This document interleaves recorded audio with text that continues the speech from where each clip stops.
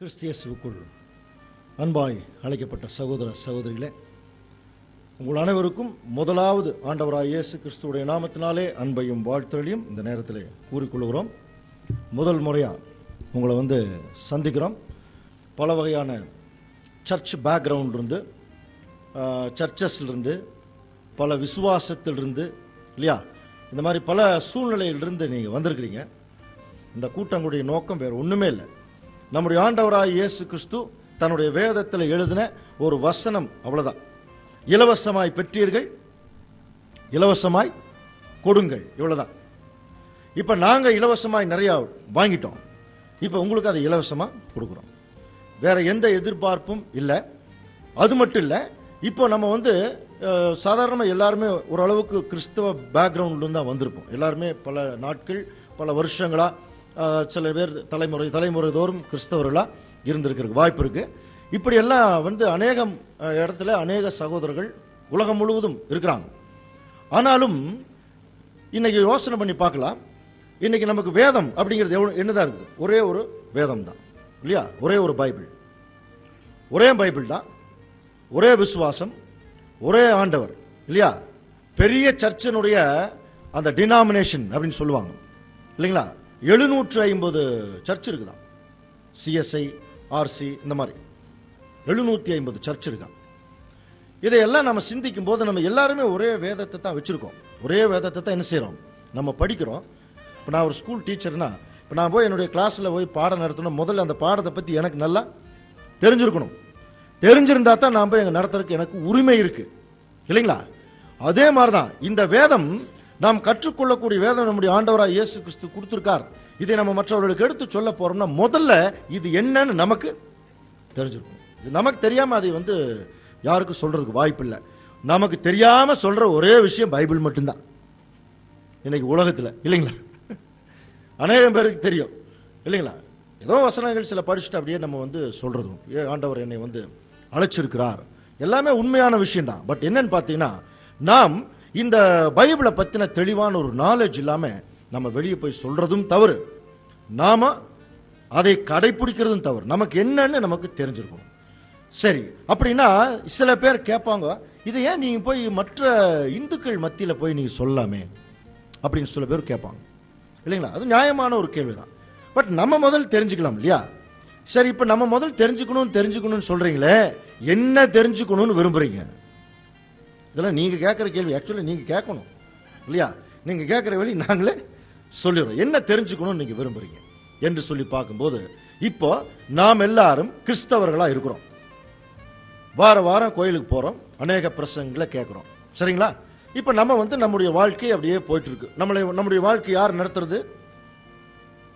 ஆண்டவராய் இயேசு கிறிஸ்து நடத்துறார். நமக்கு இன்னைக்கு ஜெபம் பண்ணி ஒரு நன்மை கிடைச்சிருச்சுன்னா, இன்னொருத்தர் அவன் கடவுளை ஜெபம் பண்ணா 1000 நன்மை உங்களுக்கு கிடைக்குது இல்லைங்களா?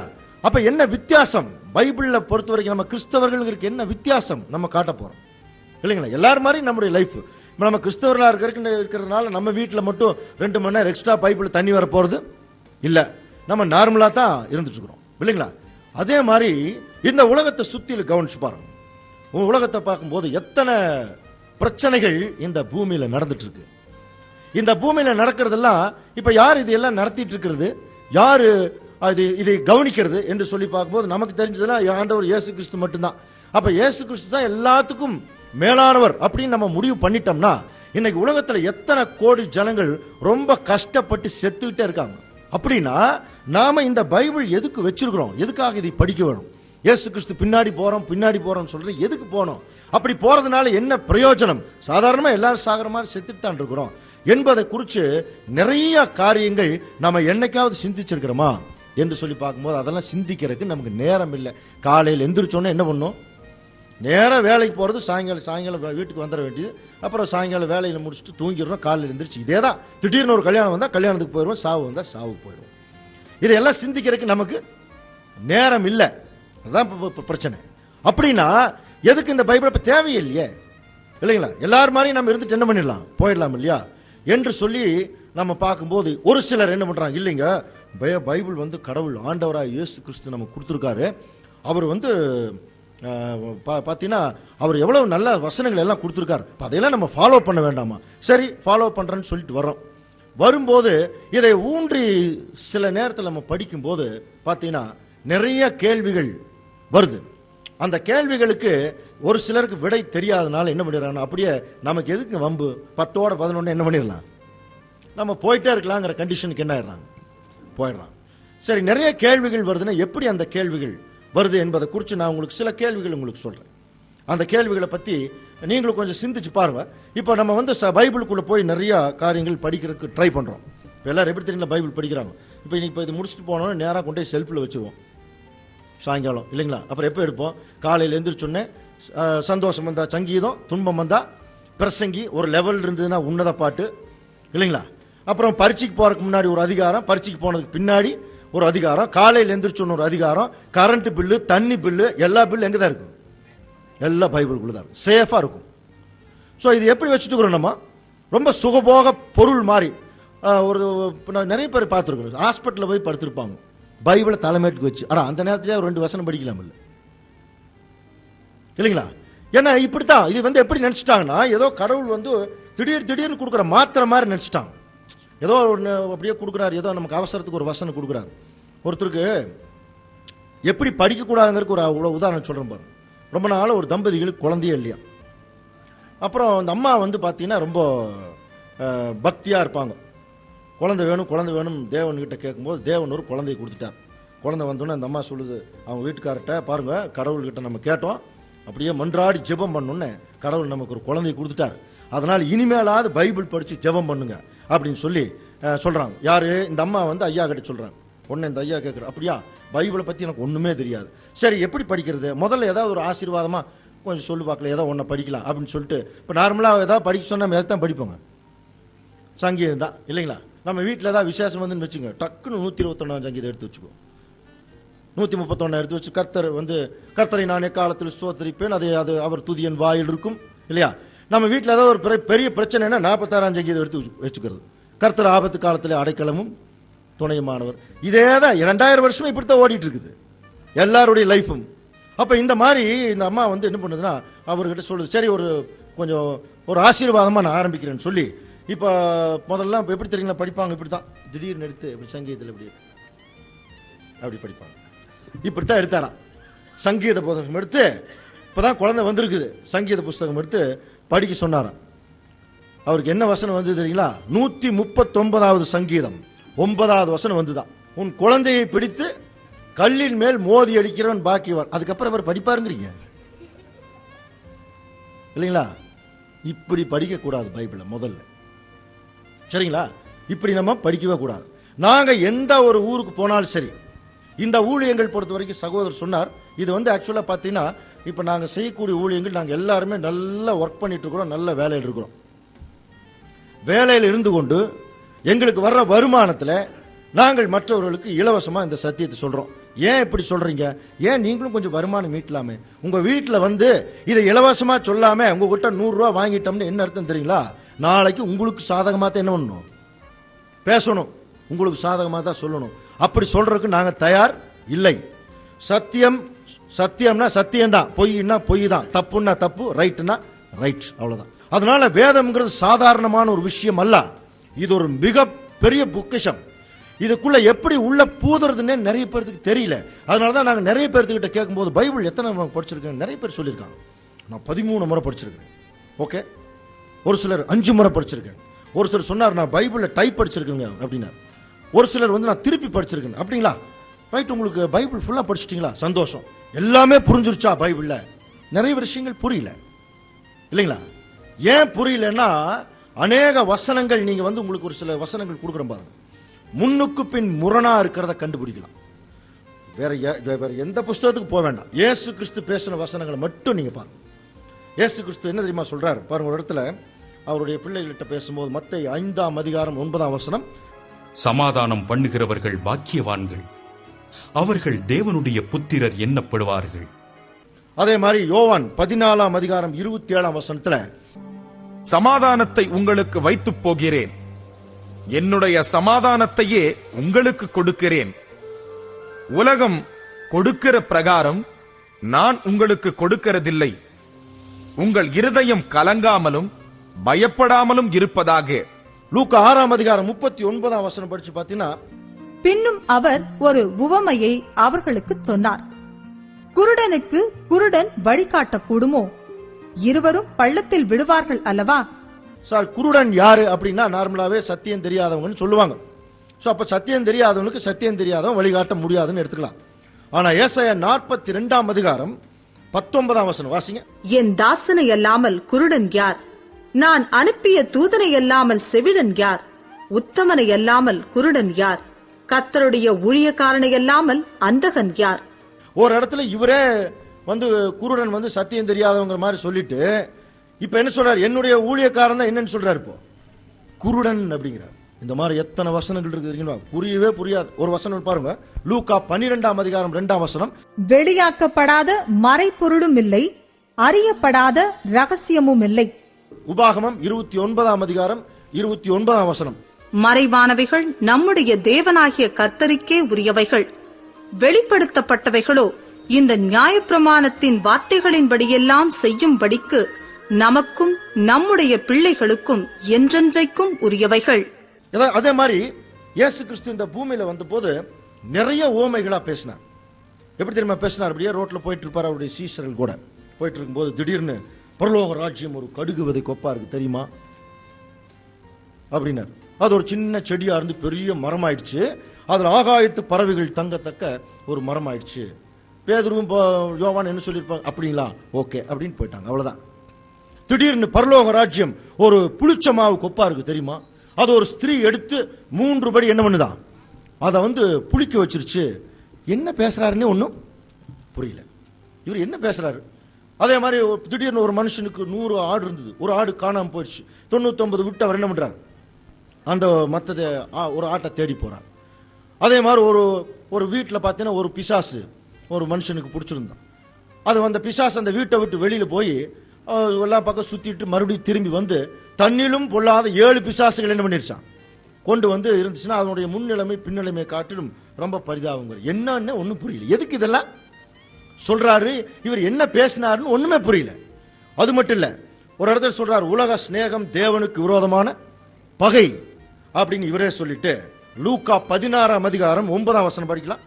நான் உங்களுக்கு சொல்லுகிறேன், நீங்கள் மாளும் போது உங்களை நித்தியமான வீடுகளிலே ஏற்றுக்கொள்வாருண்டாகும்படி அநீதியான உலக பொருளால் உங்களுக்கு சிநேகிதரை சம்பாதியுங்கள். உலக சிநேகம் தேவனுக்கு விரோதமான பகைன்னு சொல்லிட்டு அநீதியான உலக பொருளை நீ யார சம்பாதிங்க? சிநேகிதரை சம்பாதிங்க. என்ன இது எப்படி புரிஞ்சுக்கிறது இல்லைங்களா? ஏதாவது புரியுதுங்களா? அநீதியான உலக பொருள் போய் சிநேகிதரை சம்பாதிக்கலாமா? இயேசு கிறிஸ்து சொல்றாரு இல்லைங்களா? இதெல்லாம் ஆண்டவர் பேசின வார்த்தைகள் தான். இது தனியா யாரும் பேசல, இயேசு கிறிஸ்து பேசின வார்த்தைகள் தான். இது பரவாயில்ல, இதாவது ஊசி வழி மாதிரி அணுகுண்டு ஒன்று இருக்குது பாருங்க. மத்தேயு 13ஆம் அதிகாரம் 13ஆம் வசனம். திடீர்னு அவர் என்ன சொல்றாரு பாருங்க. 12ஆம் வசனம். உள்ளவன் எவனோ அவனுக்கு கொடுக்கப்படும், பரிபூரணமும் அடைவான். இல்லாதவன் எவனோ அவனிடத்தில் உள்ளதும் எடுத்துக் கொள்ளப்படும்.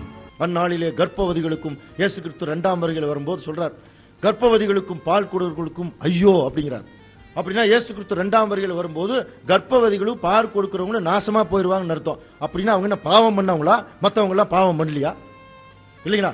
அப்படி சொல்றா பாருங்க. அந்த நாளில் வீட்டு மேல இருக்கிறவன் வீட்டில் இருக்கிற உள்ள பொருளை எடுக்கிறதுக்கு உள்ள இறங்காது இருக்க கடவன் அப்படிங்கிறார். இதெல்லாம் என்னென்ன ஒன்னும் புரியல. சரி, ஒரு சின்ன சாம்பிள் இன்னொரு வசனம் கூட படிங்க. வெளிப்படுத்தின விசேஷம் 12ஆம் அதிகாரம் 1ஆம் வசனம் படிங்க அப்படியே. அன்றியும் ஒரு பெரிய அடையாளம் வானத்திலே காணப்பட்டது. ஒரு ஸ்திரீ சூரியனை அணிந்திருந்தாள். அவள் பாதங்களின் கீழே சந்திரனும் அவள் சிரசின் மேல் 12 நட்சத்திரங்கள் உள்ள கிரீடமும் இருந்தன. அவள் கர்ப்பவதியாயிருந்து பிரசவ வேதனை அடைந்து பிள்ளை பெறும்படி வருத்தப்பட்டு அலறினாள். அப்பொழுது வேறொரு அடையாளம் வானத்திலே காணப்பட்டது. 7 தலைகளையும் 10 கொம்புகளையும் தன் தலைகளின் மேல் 7 முடிகளையும் உடைய சிவப்பான பெரிய வலு சர்ப்பம் இருந்தது. வெளிப்படுத்தின விசேஷம் 12ஆம் அதிகாரத்தில் படிக்கிறோம் இல்லைங்களா? ஒரு சின்ன சாம்பிள். இதே வெளிப்படுத்தின விசேஷம் எதுக்கு தெரியுமா எழுதியிருக்குன்னு பைபிள் சொல்லுது பாருங்க. வெளிப்படுத்தல் 1ஆம் அதிகாரம் 3ஆம் வசனம் படிங்க. இந்த தீர்க்க தரிசன வசனங்களை வாசிக்கிறவனும் கேட்கிறவர்களும் இதில் எழுதியிருக்கிறவைகளை கைக்கொள்ளுகிறவர்களும் பாக்கியவான்கள். காலம் சமீபமாயிருக்கிறது. இதை வாசிக்கிறவங்களும் கேட்கிறவங்களும் எழுதியிருக்கிறவங்கள கை கொள்ளுகிறவங்களும் பாக்கியவான்களும். ஒண்ணுமே புரியல, அப்புறம் எங்க போய் கை கொள்றது இல்லைங்களா? முதல் வசனமே அப்படித்தான் சொல்லுது. இதை வாசிக்கிறவர்களும் கேட்கிறவர்களும் கை கொள்றவங்களும். ஒண்ணுமே புரியல, அப்புறம் எப்படி எங்க போய் கை கொள்றது இல்லைங்களா? இதெல்லாம் ஏன் நமக்கு புரியல? பைபிள்ல எத்தனை வசனம் இருக்கு தெரியுங்களா? 31,000 வசனம் இருக்கு. நமக்கு தெரிஞ்சதெல்லாம் 23ஆம் சங்கீதம், அப்புறம் ஒரு 4-5 சங்கீதம், அப்புறம் மத்தேயு, மார்க்கு, லூக்கா, யோவான், அப்புறம் பிரசங்கி, உன்னத பாட்டு, இந்த மாதிரி சில விஷயங்கள் தான் நம்ம அதிகமாக படிப்போம். 31,000 வசனம் இருக்கு. இப்போ ஒரு சில வசனங்கள் படிச்சாலே நமக்கு ஒன்றும் புரியல இல்லைங்களா? ஒரு சில வசனங்கள் படிச்சீங்கன்னா புரியற மாதிரி இருக்கும், நம்ம புரிஞ்ச மாதிரி போயிடுவோம், அவ்வளவுதான். ஆனா அதுக்குரிய உண்மை பொருள் என்னன்னு தெரியல. ஆவியில் எளிமை உள்ளவர்கள் பாக்கியவான்கள். இதுக்கு யாராவது விளக்கம் சொல்ல முடியுமா? பரலோக ராஜ்யம் அப்படிப்பட்டவருடையது. இயேசு கிறிஸ்துடைய மலை பிரசங்கம். ஆவியில் எளிமை உள்ளவர்கள் பாக்கியவான்கள். இதுக்கு என்ன விளக்கம் சொல்ல முடியுங்களா? எளிமை உள்ளவர்கள்னா ஓரளவுக்கு தெரியுது, ஏதோ கொஞ்சம் சிம்பிளா இருப்பாங்க போல் இருக்கு. ஆவியில எளிமைன்னா என்ன இல்லைங்களா? இது ஆண்டவர் பேசின அநேக வார்த்தைகளையே நம்மளால் இன்னும் சரியா புரிஞ்சு கொள்ள முடியல. அவர் பேசின தீர்க்க தரிசனங்களை புரிஞ்சு கொள்ள முடியல. நம்ம என்ன பண்ணிட்டு இருக்கிறோம் தெரியுங்களா? புரிஞ்ச மாதிரி என்ன ஆயிட்டு இருக்கிறோம், அப்படியே போயிட்டு இருக்கிறமே ஒழிய இதை நல்லா ஊன்றி கவனிச்சு பார்த்தா உள்ளுக்குள்ள நிறைய விஷயங்கள் கான்ட்ரவர்ஷியா இருக்கிறது தெரியும். உதாரணத்துக்கு இப்போ ஒரு சின்ன உதாரணம் பாருங்க. அதாவது ஆதியாகமத்திலேயே முதல் கேள்வி வந்துடும். ஆதியாகமம் 1ஆம் அதிகாரம் 2ஆம் வசனம் 1, 2, 3 நம்ம படிச்சும் போது, ஆதியிலே தேவன் வானத்தையும் பூமியும் படைத்தார். அப்புறம் பூமியானது ஒழுங்கின்மையும் வெறுமையா இருந்தது. திடீர்னு வெளிச்சம் உண்டா கடவுதுன்னு சொன்னார். என்ன வந்துச்சான்? வெளிச்சம் வந்தது. இப்ப சயின்ஸ் என்ன சொல்லுது தெரியுமா? சயின்ஸ் கடவுள் படைச்சது தானே சயின்ஸ். இப்ப சயின்ஸ் என்ன சொல்லுது தெரியுமா? சூரியன் இல்லாம வெளிச்சம் வராதுன்னு சொல்லுது. சூரியன் இல்லாம வெளிச்சம் வராது அப்படின்னு சொல்லுது. இப்ப தேவன் அங்க சூரியனை படைச்சிருக்காரா? இல்ல. 4ஆம் நாள்ல தான் சூரியனே வருது. 4ஆம் நாள்ல தான் சூரியனே வருது. சூரியன் இல்லாம வெளிச்சம் வராதுன்னு இங்க சயின்ஸ் சொல்லுது. அப்படின்னா எப்படி? இது இதனுடைய அர்த்தம் என்ன? அப்ப சூரியன் அவர் படைக்காமே திடீர்னு வெளிச்சம் வந்துருச்சான்னு ஒரு சிலர் கேட்டா, தேவனே வெளிச்சமா இருந்தார் அப்படிம்பாங்க சில பேர் இல்லைங்களா? கதையெல்லாம் சொல்லக்கூடாது. வெளிச்சம் உண்டாக கடவுள்னு தான் சொன்னார். அப்ப வெளிச்சம் உண்டாக கடவுதுன்னா வெளிச்சம் எப்ப வரும்? சூரியன் வந்தா தான் வரும். இதுதான் உலக நியதி. யாரும் ஒத்துக்க மாட்டாங்க. அப்ப சூரியன் வந்துதா இல்லையா? இதான் கேள்வி. சூரியன் எப்ப வந்திருக்கு? 4ஆம் நாள்ல தான் வந்திருக்கு இல்லைங்களா? கேள்விகள், இந்த மாதிரி கேள்விகள். அது மட்டும் இல்ல, அடுத்த கேள்வி வரலாம். பயந்துராதீங்க யாரும். தேவன் ஆதாமி ஏவாளை கூப்பிட்டு ஆதாமை கூப்பிட்டு சொல்றார். என்ன சொன்னார்? அந்த பழத்தை சாப்பிடும் நாளிலே நீ சாகவே சாவாய் அப்படின்னா இல்லைங்களா? இந்த பழத்தை சாப்பிடாத, நீ சாப்பிடும் நாளிலே சாகவே சாவாய் அப்படின்னா. உடனே சாத்தான் அடுத்த அதிகாரத்தில் என்ன சொன்னா தெரியுங்களா? 3ஆம் அதிகாரம் 4ஆம் வசனம் படிக்கலாம். அப்பொழுது சர்ப்பம் ஸ்திரீயை நோக்கி, நீங்கள் சாகவே சாவதில்லை. அப்படி ஆப்போசிட், ஜஸ்ட் ஆப்போசிட்டா சொல்றான். நீங்க சாகவே சாவதில்லை. அப்படியே நீங்க கொஞ்சம் கவனிச்சு பாருங்க, அன்னைக்கு யார் சொன்னது நடந்தது? சாத்தான் சொன்னதுதான் நடந்தது. அவன் அன்னைக்கு சாகல. 930 வருஷம் உயிரோடு இருந்திருக்கான். யாருங்க? ஆதாம். 930 வருஷம் உயிரோடு இருந்திருக்கான். அன்னைக்கு சாகல. இப்ப இது இந்த மாதிரி சில முன்னுக்கு பின் முரணான கருத்துள்ள வசனங்களை வச்சுக்கிட்டு தான் இன்னைக்கு நிறைய பேர் கடவுள் இல்லைங்கிற குரூப் இருக்கிறாங்க. பார்த்தீங்களா? இவர்கள் எல்லாம் என்ன பண்றாங்க? நல்லா படிக்கிறாங்க, நம்மளை விட கிளீனா அந்த வசனங்களை எடுத்து வச்சுட்டு என்ன சொல்றாங்க தெரியுமா? என்ன சொல்றாங்க?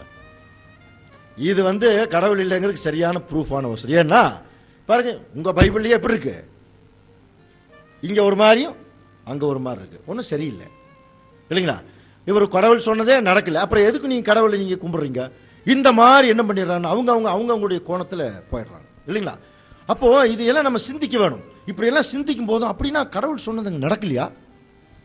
கடவுள் சொன்னது நடக்கலையா? இது எப்படி நம்ம புரிய வைக்கிறது? இதுக்கு என்ன விடை? இது வேணுமா இல்லையா? வேணும் தானே? இந்த கேள்விக்கு விட நமக்கு தெரியணும். அப்போ கடவுள் சொன்னது பொய்யாயிடும், அல்லது கடவுளுக்கு கெப்பாசிட்டி இல்லைங்கிற மாதிரி ஆயிடும் இல்லையா? இதெல்லாம் நம்ம சிந்திக்கும் பொழுதுதான் இதெல்லாம் நிறைய பேர் இது வரைக்கும் சிந்திச்சிருக்கவே மாட்டாங்க. நாம தான் சிந்திச்சே பழக்கம் இல்லையே இல்லைங்களா? நம்ம எதை சிந்திப்ப தெரியுங்களா? நம்முடைய சுயநலத்துக்கு என்னென்னவெல்லாம் வேணுமோ அதை கரெக்டாக என்ன பண்ணுவோம், சிந்திப்போம்.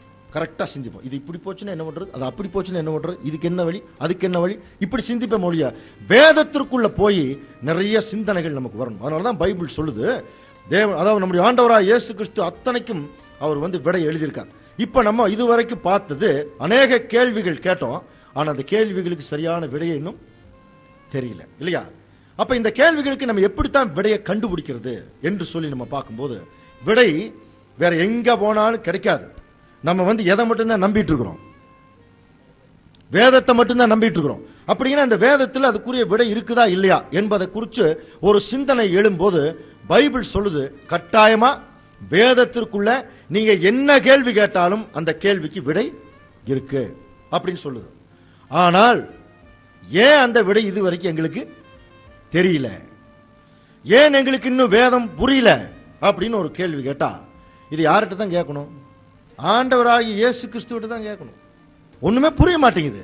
நீங்க என்ன நிறைய பேசிருக்கிறீங்க, நாங்க உங்களை தான் என்ன பண்ணிட்டு இருக்கிறோம், நம்பிட்டு இருக்கிறோம், ஃபாலோ பண்ணிட்டு இருக்கிறோம், நீங்க சொல்றதான் கேட்டு இருக்கிறோம். ஆனா நீங்க சொன்ன விஷயமே எங்களுக்கு என்ன ஆகல, நிறைய புரியலையே. நான் உங்களுக்கு இருளிலே சொல்லுகிறதை நீங்கள் வெளிச்சத்தில் சொல்லுங்க, காதல கேட்கறத வீடுகளின் மேல பிரசித்தம் பண்ணுங்கன்னு ஒரு வசனம் இருக்கு. எங்க போய் வீட்டு கூரை மேலேயே போய் நம்ம நின்று சொல்ல முடியும், இல்லைங்களா? நிறைய வசனங்கள் அந்த மாதிரி இருக்கு. அப்படின்னா ஏன் ஆண்டவரே எங்களுக்கு புரியல, இல்லையா? ஏன் ஆண்டவர் எங்களுக்கு புரியல என்று சொல்லி நம்ம ஆண்டவர் இடத்துல ஒரு கேள்வி கேட்கும்போது ஆண்டவர் நமக்கு சொல்ற ஒரே பதில், அவருக்கு தெரியும் நம்ம இப்படி எல்லாம் கேள்வி 2000 வருஷம் கழிச்சு கேட்போம்னு. அப்படின்னு என்ன தெரியுமா, இது வரைக்கும் யாரும் இந்த கேள்வி கேட்கல, அப்படியே போயிட்டாங்க எல்லாரும்.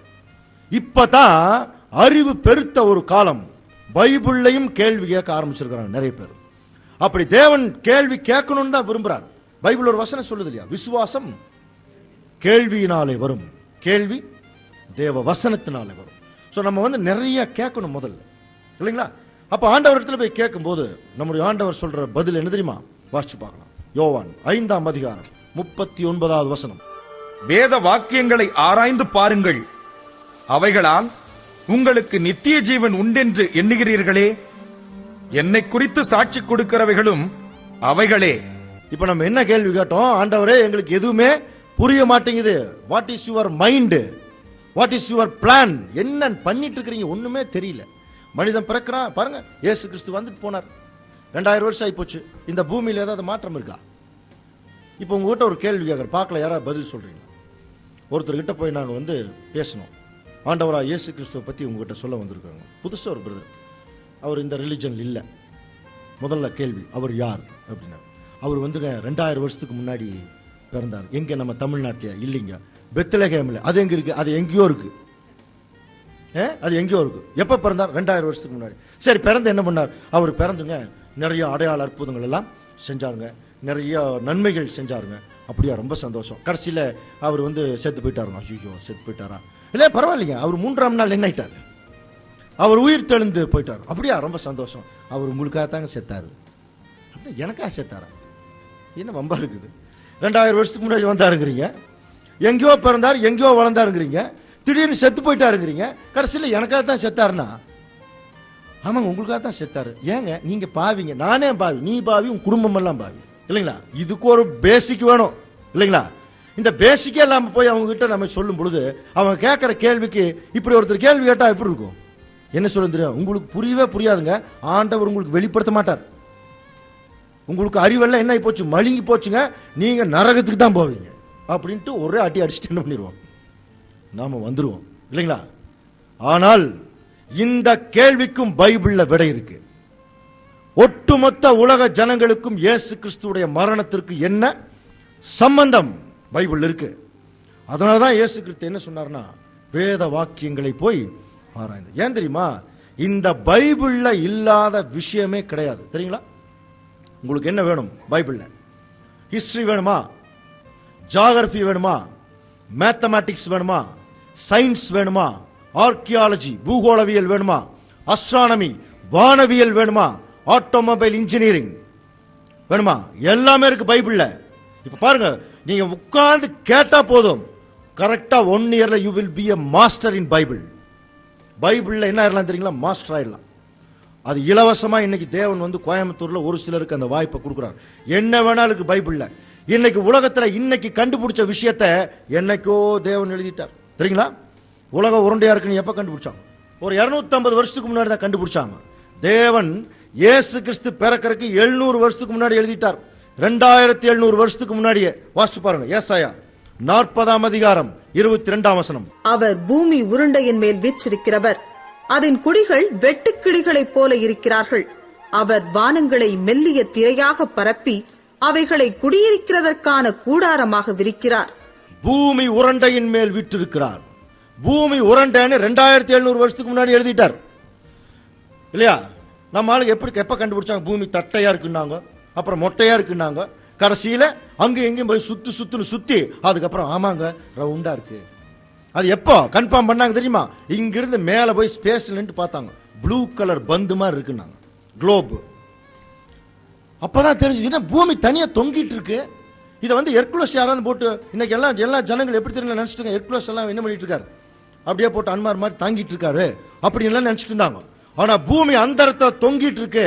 அது பயங்கரமான ஒரு பேலன்ஸ்ல அப்படியே ஒரு இடத்துல இருந்து இன்னொரு இடத்துக்கு டிராவல் பண்ணிட்டு இருக்குன்னு இன்னைக்கு தான் கண்டுபிடிச்சிருக்காங்க. ஆனா பைபிள்ல முதல்ல எழுதிட்டாங்க பாருங்க. யோபு 26ஆம் அதிகாரம் 7ஆம் வசனம். அவர் உத்தர மண்டலத்தை வெட்ட வெளியில பாருங்க, உத்தர மண்டலத்தை வெட்ட வெளியில விரித்து என்ன பண்ணிருக்காராம்? பூமியை அந்தரத்தில் என்ன பண்ணிட்டார்? தொங்க விட்டுருக்கார். பாருங்க பைபிள் இருக்கு. இதெல்லாம் உங்களுக்கு சாம்பிளுக்கு தான் கொடுத்துட்டு இருக்கிறேன்.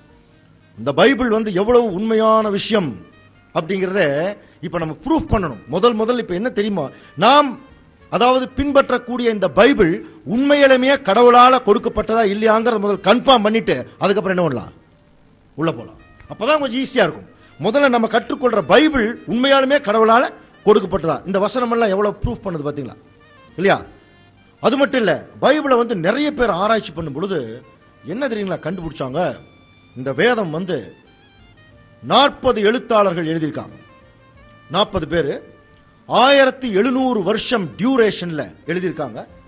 ஆனா எழுதின விஷயம் பாருங்க, ஒரு சாதாரண ஒருத்தர் ஒரு புஸ்தகம் எழுதுறாருன்னா 2 வருஷம் 3 வருஷம் எழுதுவார். ஆனா இது வந்து 1700 வருஷம் ஆதியாகமம் எழுதப்பட்டு 1600 வருஷம் கழிச்சு வெளிப்படுத்தின விசேஷம் எழுதப்பட்டிருக்கு. ஆனால் என்ன கண்டுபிடிச்சாங்க தெரியுங்களா? எல்லா புஸ்தகங்களுக்கும் நடுவுல ஒரு ஹார்மனி, ஒரு ஒற்றுமை இருக்கிறத கண்டுபிடிச்சாங்க. எல்லாமே இசைந்திருக்கு. ஒரு புஸ்தகத்துக்கு இன்னொரு புஸ்தகம் இசைந்திருக்கு. இப்ப நம்ம கண்டுபிடிக்க போறோம். இசைந்திருக்கிறத நம்ம பார்க்கலாம். அது மட்டும் இல்ல, இந்த பைபிள் தான் நமக்கு கொடுக்கப்பட்டது, உண்மையான கடவுளால் கொடுக்கப்பட்டதுங்கிறத எப்படி நம்ம இன்னும் ப்ரூஃப் பண்ணலாம் தெரியுங்களா? பைபிள் சொல்லுது, நீ மண்ணா இருக்கிறாய், மண்ணுக்கு திரும்புவாய். சயின்ஸ்ல ஒரு கோட்பாடு இருக்கு, எக்ஸ்பான்ஷன் அண்ட் கன்ட்ராக்ஷன் அப்படின்னு ஒரு தியரி, ஒரு கோட்பாடு இருக்கு. அதாவது சுருங்கி விரியும் தன்மை. இன்னைக்கெல்லாம் நம்ம வந்து இத்தனை பேர் இருக்கிறோம். ஒரு 50 வருஷத்துக்கு முன்னாடி நம்மள இருந்தோமா? நம்முடைய தாத்தா மட்டும்தான் இருப்பார், ஒருத்தர் மட்டும். இப்போ அவர் தாத்தாவுக்கு ஒரு 25 பேர் ஒரு ஃபேமிலியா இருக்கு இல்லையா? அந்த தாத்தாவுக்கு முன்னாடி ஒரு சிலர் அவங்க பாருங்க, ஒரு 50 வருஷத்துக்கு முன்னாடி பார்த்தா அவங்க தாத்தா தான் இருந்திருப்பான் இல்லையா?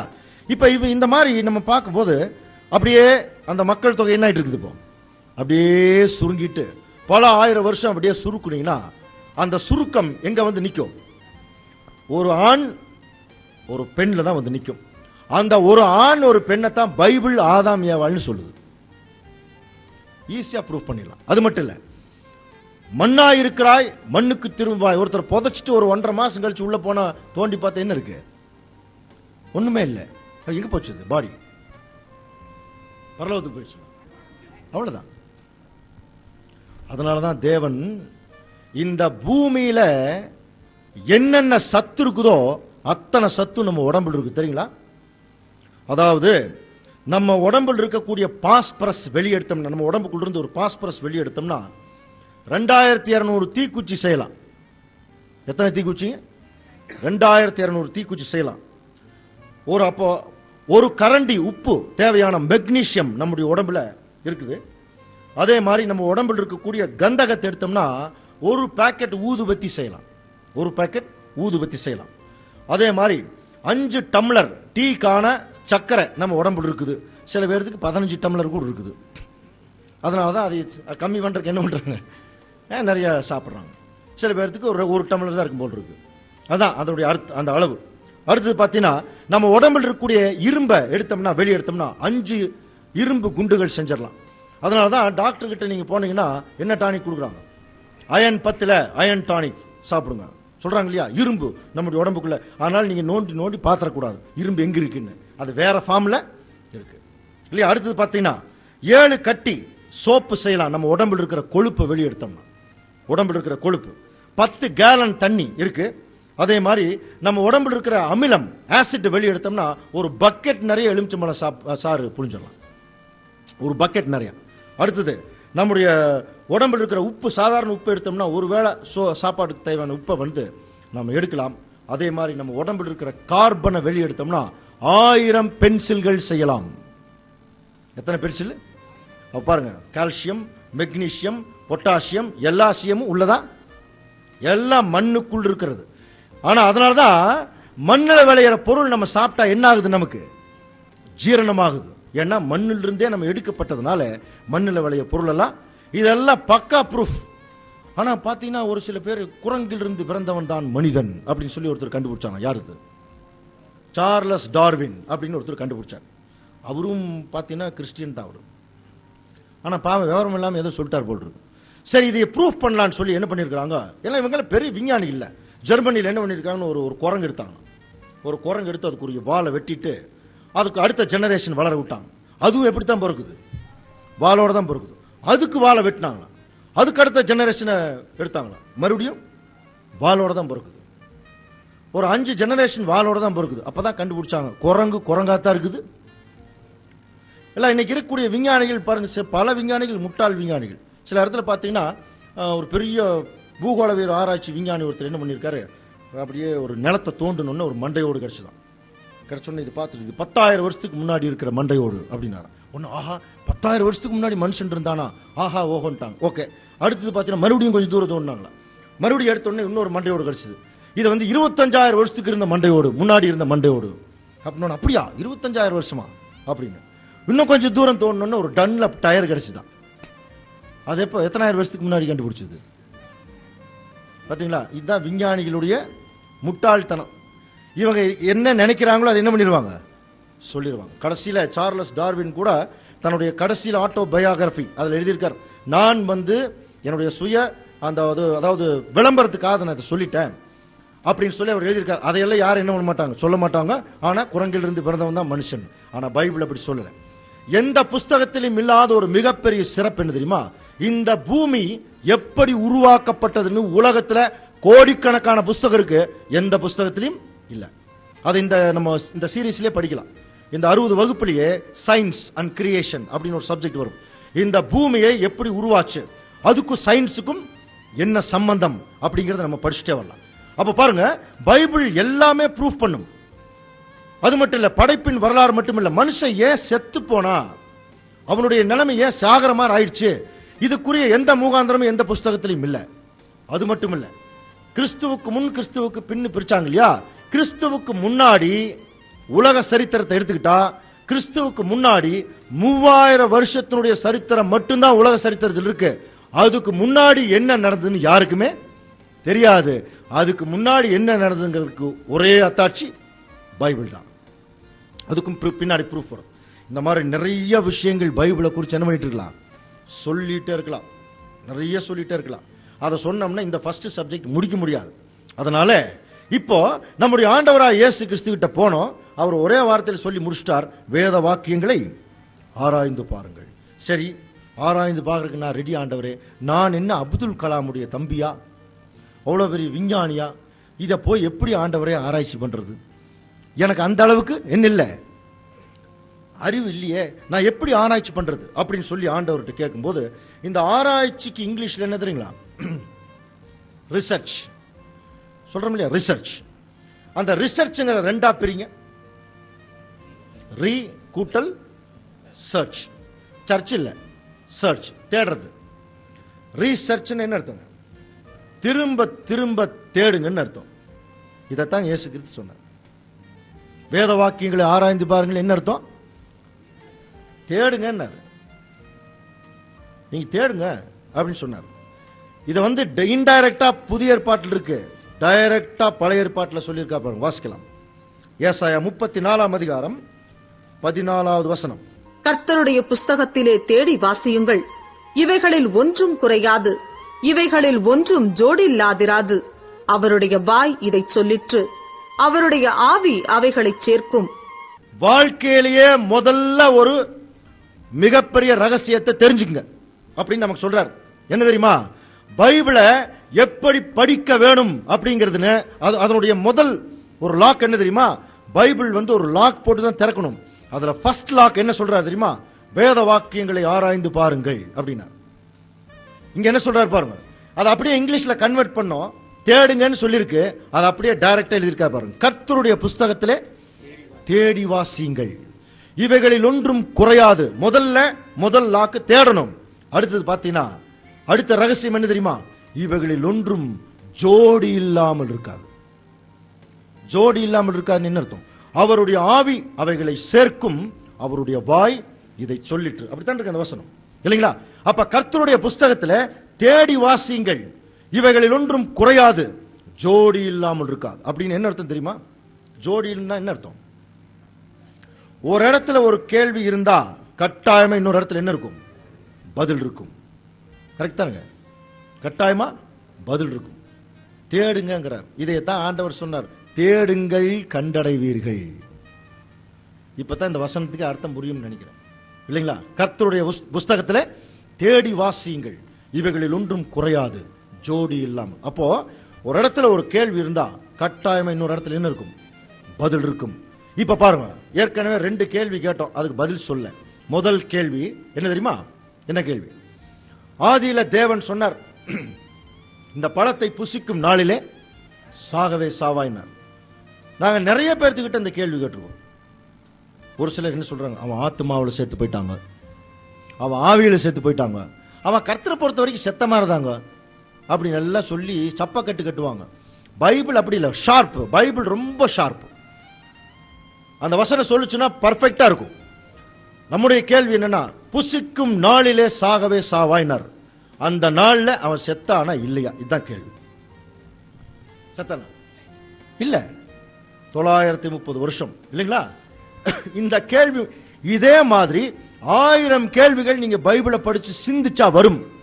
அப்படி சிந்திக்கும் போது நம்முடைய ஆண்டவராய் இயேசு கிறிஸ்து முதல்ல நமக்கு சொல்லி கொடுக்கிற ரகசியம் என்ன தெரியுமா? இதுக்கு ஒரு விடை இருக்கு, அதை தேடி வாசிங்க. கர்த்தருடைய புஸ்தகத்தில் தேடி வாசிங்கள், இவைகளில் ஒன்றும் குறையாது. இதுக்கு ஒரு ஜோடி வேற எங்கேயோ இருக்குதுன்னு அர்த்தம். புரியுதுங்களா? ஜோடி இல்லாமல் இராது. அதனாலதான் சிம்பிளா உதாரணம் சொல்றது உண்டு. பாருங்க, இந்த பேனா இருக்கு, இந்த பேனாவை முன்னாடி வச்சுட்டு பிரதர் இதை தேடுங்க அப்படின்னு ஏதாவது அர்த்தம் இருக்கா? அவர் முன்னாடியே தான் கொண்டு அர்த்தம் இருக்கா? முன்னாடியே வச்சுட்டு தேடுங்கன்னு. ஆனா இதைய ஒளிச்சு வச்சுட்டு தேடுங்கன்னு அர்த்தம் இருக்கு இல்லையா? அப்படித்தானே? அப்படின்னா நம்முடைய ஆண்டவராய் இயேசு கிறிஸ்து தேடுங்கன்னு சொல்றாருன்னா என்ன அர்த்தம்? ஒளிச்சு வச்சிருக்கார். இதுதான் ரகசியம். அதனாலதாங்க நிறைய பேருக்கு உள்ள என்ன இருக்குன்னே தெரியல. அப்ப இந்த இடத்துல பாத்தீங்கன்னா இயேசு கிறிஸ்து ஏன் தேடுங்கன்னு சொல்றாரு தெரியுமா? ஒளிச்சு வச்சிருக்கார். இப்ப நம்ம என்ன கேள்வி கேட்கலாம்? எப்படிங்க ஆண்டவரை ஒளிச்சு வச்சிருக்கீங்க? அதைத்தான் சொல்றாரு. ஒரு இடத்துல ஒரு கேள்வி இருந்தா இன்னொரு இடத்துல என்ன இருக்கும்? பதில் இருக்கும். அப்படின்னு நம்ம இப்ப என்ன கண்டுபிடிக்கிறோமா? இதுக்கு பதில் எங்கேயோ இருக்கு. கரெக்ட் தானே? கண்டுபிடிச்சிடலாமா? இதுக்கு பதில் எங்க தெரியுமா இருக்கு? ஆதியாகமம் எழுதப்பட்ட 1600 வருஷம் கழிச்சு எழுதப்பட்ட 2 பேதுருவுல பதில் இருக்கு. பாருங்க, 2 பேதுரு 3ஆம் அதிகாரம் 8ஆம் வசனம் படிங்க. பிரியமானவர்களே, கர்த்தருக்கு ஒரு நாள் 1000 வருஷம் போலவும் 1000 வருஷம் ஒரு நாள் போலவும் இருக்கிறதென்கிற இந்த ஒரு காரியத்தை நீங்கள் அறியாதிருக்க வேண்டாம். நம்முடைய ஆண்டவராய் இயேசு கிறிஸ்துவுக்கு ஒரு நாள்ங்கிறது எத்தனை வருஷமா? 1000 வருஷம் மாதிரி. 1000 வருஷம் ஒரு நாள் மாதிரி. நமக்கு ஒரு நாள் மாதிரி. 1000 வருஷம் 1000 வருஷம் மாதிரி. புரியுதா? நமக்கு 1000 வருஷம் 1000 வருஷம் மாதிரி. இயேசு கிறிஸ்துவுக்கு 1000 வருஷம் ஒரு நாள் மாதிரி. புரியுதுங்களா? புரியுதா புரியலையா? இதுக்கு 2 விடை இருக்கு. ஒரு விடை என்னன்னா, இவர் ஏதேன் தோட்டத்தில் கொண்டு போய் ஆதாமை விட்டுட்டு கொஞ்ச நாள் கழிச்சு செத்து போனா வச்சாரு. அப்படியெல்லாம் சொல்ல, இல்லைங்களா? நீ நல்லா இரு, எவ்வளவு நாள் இருக்கிறியோ. ஆனா என்னைக்கு அந்த பழத்தை சாப்பிட்டாரோ அன்னைக்கு அவருக்கு என்ன கன்ஃபார்ம்? மரணம் கன்ஃபார்ம், டெத். நீ என்னைக்காவது ஒரு நாள் என்ன ஆயிடுவேன்? செத்துருவேன். இது ஒரு விடை. இல்ல கம்ப்யூட்டர் மாதிரி புசிக்கும் நாளிலே அந்த நாள்ல அவர் செத்தாரா இல்லையா அப்படின்னா பைபிள் சொல்ற விட தெரியுமா? இயேசு கிறிஸ்துவுக்கு ஒரு நாள்ங்கிறது 1000 வருஷம். அப்படின்னா இயேசு கிறிஸ்துவுடைய பார்வையில அந்த ஒரு நாளுக்குள்ளதான் என்ன இருக்கார்? அவர் செத்திருக்கார். 930 வருஷம். அது எத்தனை வருஷத்துக்குள்ளதான் இருக்குது? 1000 வருஷத்துக்குள்ளதான். இது என்னங்க இப்ப இஷ்டத்துக்கு இவர் பாட்டுக்கு இஷ்டத்துக்கு சொல்லிட்டு போவாரு, நாம பின்னாடியே ஃபாலோ பண்றதா இல்லைங்களா? ரொம்ப புதுசா தான் இருக்கு. இதை வந்து சிம்பிளா புரிய வைக்கலாம். எப்படி தெரியுமா? பாருங்க, இந்த ஒரு செவுரு இருக்கு, இங்க ஒரு செவுரு இருக்கு. இந்த ஒரு செவுத்துக்கும் இந்த ஒரு செவுருக்கும் ஒரு எறும்பு போச்சுன்னா எவ்வளவு நேரம் ஆகும்? ஒரு 10 நிமிஷம் ஆகுமா? 10 நிமிஷம் ஆகும். நாம ஓடினோம்னா எவ்வளவு நேரம்? ஒரு 2-3 செகண்ட் தான். ஏன் நமக்கு 2-3 செகண்ட், அதுக்கு 10 நிமிஷம்? டிஸ்டன்ஸ் ஒண்ணுதான், ஒரே டிஸ்டன்ஸ் தான். ஏன் அதுக்கு மட்டும் 10 நிமிஷம், நமக்கு ஏன் வந்து 3 செகண்ட்? நாம ரொம்ப பெரியவங்க, எறும்பு ரொம்ப சின்னது இல்லையா? நாம ரொம்ப சின்னவங்க, அதனால நமக்கு 1000 வருஷம் மாதிரி. இயேசு கிறிஸ்து எல்லாத்துக்கும் மேல ரொம்ப பெரியவர். அவருக்கு ஒரு பெரிய விஷயம் மேல 1000 வருஷம்ங்கிறது பெரிய விஷயம் மேல ஒரு நாள் மாதிரி. ஸோ அவருடைய கால்குலேஷன்ல அந்த ஒரு நாளுக்குள்ளதான் என்ன இருக்காரு? அந்த ஆதாம் வந்து செத்து போயிட்டார். அது மட்டும் இல்ல, ஆதாம் செத்து போறார் இல்லையா? முதல்ல இவர் நீ புசிக்கும் நாளிலே சாகவே சாவான்னு சொன்னார். ஆனா யார் முதல்ல செத்தது? ஆபேல் தான். ஆபேல் தான் ஆதாமுடைய 2வது மகன். இவர் யார் தான் செத்து இருக்கணும்? ஏன் ஆதாம் சாகல? அது ஆண்டவர்கிட்ட கேட்கிற வேண்டிய கேள்வி. ஏன் தெரியுமா சாகல? சாகிறதுன்னா என்னன்னு இவரே செத்து போயிட்டா தெரியுமா? புரியுதுங்களா? தன்னுடைய சொந்த மகன் செத்து போய் படுத்துட்டு அவனை எழுப்பி பார்த்து அவன் எந்திரிக்கவே மாட்டாங்கிற கண்டிஷன்ல அப்பதான் கதறி அழுதுருப்பாங்க. ஓ, இதுதான் சாவு. தேவன் எந்த ஒரு காரியத்தை செஞ்சாலும் ஒரு ரீசன் இல்லாம செய்ய மாட்டார். அது நமக்கு விளங்காது. அதனாலதான் நாங்க அடிக்கடி சொல்லுவோம், இது விளங்குறவங்களுக்கு தாங்க விளங்கும், விளங்காதவங்களுக்கு விளங்காது. பார்க்கலாம் நம்ம விளங்குறவங்களா விளங்காதவங்களா. அதே மாதிரி மத்தேயுல சொன்னார் பாருங்க, நம்முடைய ஆண்டவராய் இயேசு கிறிஸ்து சொன்னார், உள்ளவன் எவனோ அவனுக்கு கொடுக்கப்படும், அப்புறம் இல்லாதவனுக்கு உள்ளதும் சேர்ந்து எடுக்கப்படும். மத்தேயு 13ஆம் அதிகாரம் 12ஆம் வசனம். ஆண்டவரே, நீங்களே இப்படி சொல்லலாமா? நாங்களே விவரம் இல்லாம சுத்திட்டு இருக்கிறோம், ஏற்கனவே குழம்பி போயிருக்கிறோம். எங்களை பார்த்து உள்ளவன் எவனோ கொடுக்கப்படும் நீ சொன்னா எப்படி? இல்லாதவனுக்கு தானே கொடுப்பாங்க ஆண்டவரே, அது உங்களுக்கு தெரியாதா அப்படின்னு கேட்டா ஆண்டவர் சொல்ற பதில் என்ன தெரியுமா? அதேதான், வேத வாக்கியங்களை ஆராய்ந்து பாருங்க. ஜோடி இல்லாமல் இருக்காது. கண்டுபிடிங்க ஜோடிய. எங்க தெரியுமா? 12வது வசனத்துக்கு ஜோடி நம்ம எங்க தேடிட்டு இருப்போம் தெரியுங்களா? 13, 14, 15 அப்படியே போயிட்டு இருப்போம். ஆனா எங்க வேணாலும் வச்சிருப்பார், எங்க வேணாலும் வச்சிருப்பார். இந்த வசனத்துக்கு ஜோடி எங்க தெரியுமா இருக்கு? 12ஆம் வசனத்துக்கு ஜோடி 9வது வசனத்தில் இருக்கு. வாசிங்க. உள்ளவன் எவனோ அவனுக்கு கொடுக்கப்படும் சொன்னார் இல்லையா? என்ன உள்ளவன்? அடுத்த வசனம் பாருங்க. கேட்கிறதற்கு காதுள்ளவன் கேட்க கடவன் என்றார். காதுள்ளவன் கேட்க கடவன் என்ன அர்த்தம்? அவர் என்ன சொல்றாரு தெரியுமா? யாருக்கு கேட்கக்கூடிய ஆர்வம் இருக்கோ அவங்களுக்கு இன்னும் நிறைய கிடைக்கும். எது? சத்தியம். இந்த கேட்கக்கூடிய ஆர்வம் இந்த காது இல்லாதவங்களுக்கு ஏற்கனவே இருக்குது பாருங்க. நம்ம ஏற்கனவே மனப்பாடம் பண்ணி வச்சிருப்போம் 23ஆம் சங்கீதம். அது இன்னும் 10,000 வருஷம் ஆனாலும் பிரயோஜனம் இல்லை. அவ்வளவுதான், சும்மா படிச்சுட்டே இருக்க வேண்டியதான். சங்கீதத்தில் எல்லாம் ஒவ்வொரு வசனமும் எவ்வளவு அருமையான வசனம் தெரியுமா? மான்கள் நீரோடை வாஞ்சித்து கதறுவது போல என் ஆத்மா கதறுகிறதுன்னு ஒரு வசனம் படிச்சிருக்கீங்க இல்லையா? அதுக்கு அர்த்தம் என்னைக்காவது நம்ம சிந்திச்சிருக்கிறோமா? உங்களை பார்த்து எனக்கு அந்த வசனம் தான் ஞாபகத்துக்கு வருது. அன்பான சகோதர சகோதரிகள், அதனுடைய அர்த்தம் என்ன தெரியுமா? தாவீது வந்து அப்படியே வனாந்தரத்தில் அதிகமாக தெரிஞ்சிட்டு இருந்தவர். அதனால அந்த மிருகங்களுடைய ஹாபிடேஷன்ஸ் அவருக்கு ரொம்ப நல்லா தெரியும். மிருகங்களுடைய அந்த பழக்க வழக்கம். அந்த காலத்தில் இவர் வந்து மிருகங்கள், அதாவது ஆடு மாடுகள் எல்லாம் மேய்ச்சிட்டு போகும்போது வேடன் என்ன செய்வான்னா, அந்த மான வேட்டையாடுறதுக்கு என்ன செய்வான் தெரியுங்களா? வில்லுல மயக்க மரம் தடவி அடிச்சிருவான். அடிச்சொன்னே மான் வயிற்றுல போய் அது வந்து பதிஞ்சிரும். பதிஞ்சொன்னே பயங்கரமான வலி எடுக்கும் மான். அவ்வளோ கொடிய மிருகங்கள் இருக்கக்கூடிய அந்த காட்டுக்குள்ள மான் மட்டும் எவ்வளவு ரொம்ப சாஃப்டா இருக்கும் இல்லையா? இல்லையா? மற்றதெல்லாம் சிங்கம், புலி, கரடி எல்லாமே பார்த்தீங்கன்னா வைல்ட் அனிமல்ஸ், ரொம்ப கொடுமையான மிருகங்கள். ஆனா அதுக்குள்ளேயும் மான் மட்டும் ரொம்ப சாஃப்டான. இந்த மானை அடிச்சிருவான். அடிச்சொன்னே அது பயங்கரமான வேதனை அதுக்கு இருக்கும். உடனே மயக்க வரும். இப்ப நம்மளே மயக்கம் வந்து என்ன கொடுக்குறோம்? தண்ணி கொடுக்கணும் இல்லையா? இந்த மான் என்ன செய்யும் தெரியுமா? அந்த வலியில வேதனையில தண்ணீரை தேடி அடிச்சு புடிச்சு பிறண்டு பயங்கரமா கதறிட்டு ஓடுமா தண்ணீரை தேடி. அப்படியே வலியில துடிச்சுட்டே ஓடிட்டு இருக்கும். அது கீழே மயக்க வரும். மயக்கத்துல விழுந்து எப்படியாவது தண்ணி கிடைக்குமா, அந்த உயிர் வேணும் போ, அந்த தண்ணி கிடைக்குமான்னு அப்படியே ஏங்கிட்டு அது துடித்து துடித்து ஓடுமா. இந்த வேடன் என்ன செய்வான் தெரியுமா? அந்த மான் பின்னாடி எல்லாம் துரத்த மாட்டான். மானை எல்லாம் துரத்தி எல்லாம் பிடிக்க முடியாது. எங்க பக்கத்துல தண்ணி இருக்குதோ அங்க ஆட்டோமேட்டிக்கா போய் அவன் நின்றுவான். இந்த மான் எங்கேயாவது சுத்தி அடிச்சுட்டு எங்க தான் வந்து ஆகணும், அந்த நீரோடைக்கு அது வந்துதான் ஆகணும். இந்த மான் நீரோடைய தேடி வாஞ்சித்து கதறி துடிச்சுட்டு எப்படி ஒடியாருதோ அது ஒடியாந்து வந்து என்ன ஆயிடுது தெரியுங்களா? அது வர்றதுக்குள்ள உயிர் போயிடும், அந்த தண்ணிக்குள்ள விழுந்து செத்து போயிடுமா. அப்படின்னா அது அந்த உயிருக்காக எவ்வளவு போராட்டத்தில் வருது இல்லையா? அந்த மாதிரி இன்னைக்கு தேவனுடைய பிள்ளைகள் சத்தியத்திற்காக இயங்கக்கூடியவர்களா இருக்கிறாங்க. எங்கேயாவது சத்தியம் கிடைக்குமா, உண்மை கிடைக்குமா அப்படிங்கிற விஷயத்தை ஏங்கிட்டு இருக்கிறாங்க. அதனாலதான் இப்படி ஏங்குறவங்களுக்கு பைபிள் வச்ச பேர் என்ன தெரியுமா? நீதிமான்.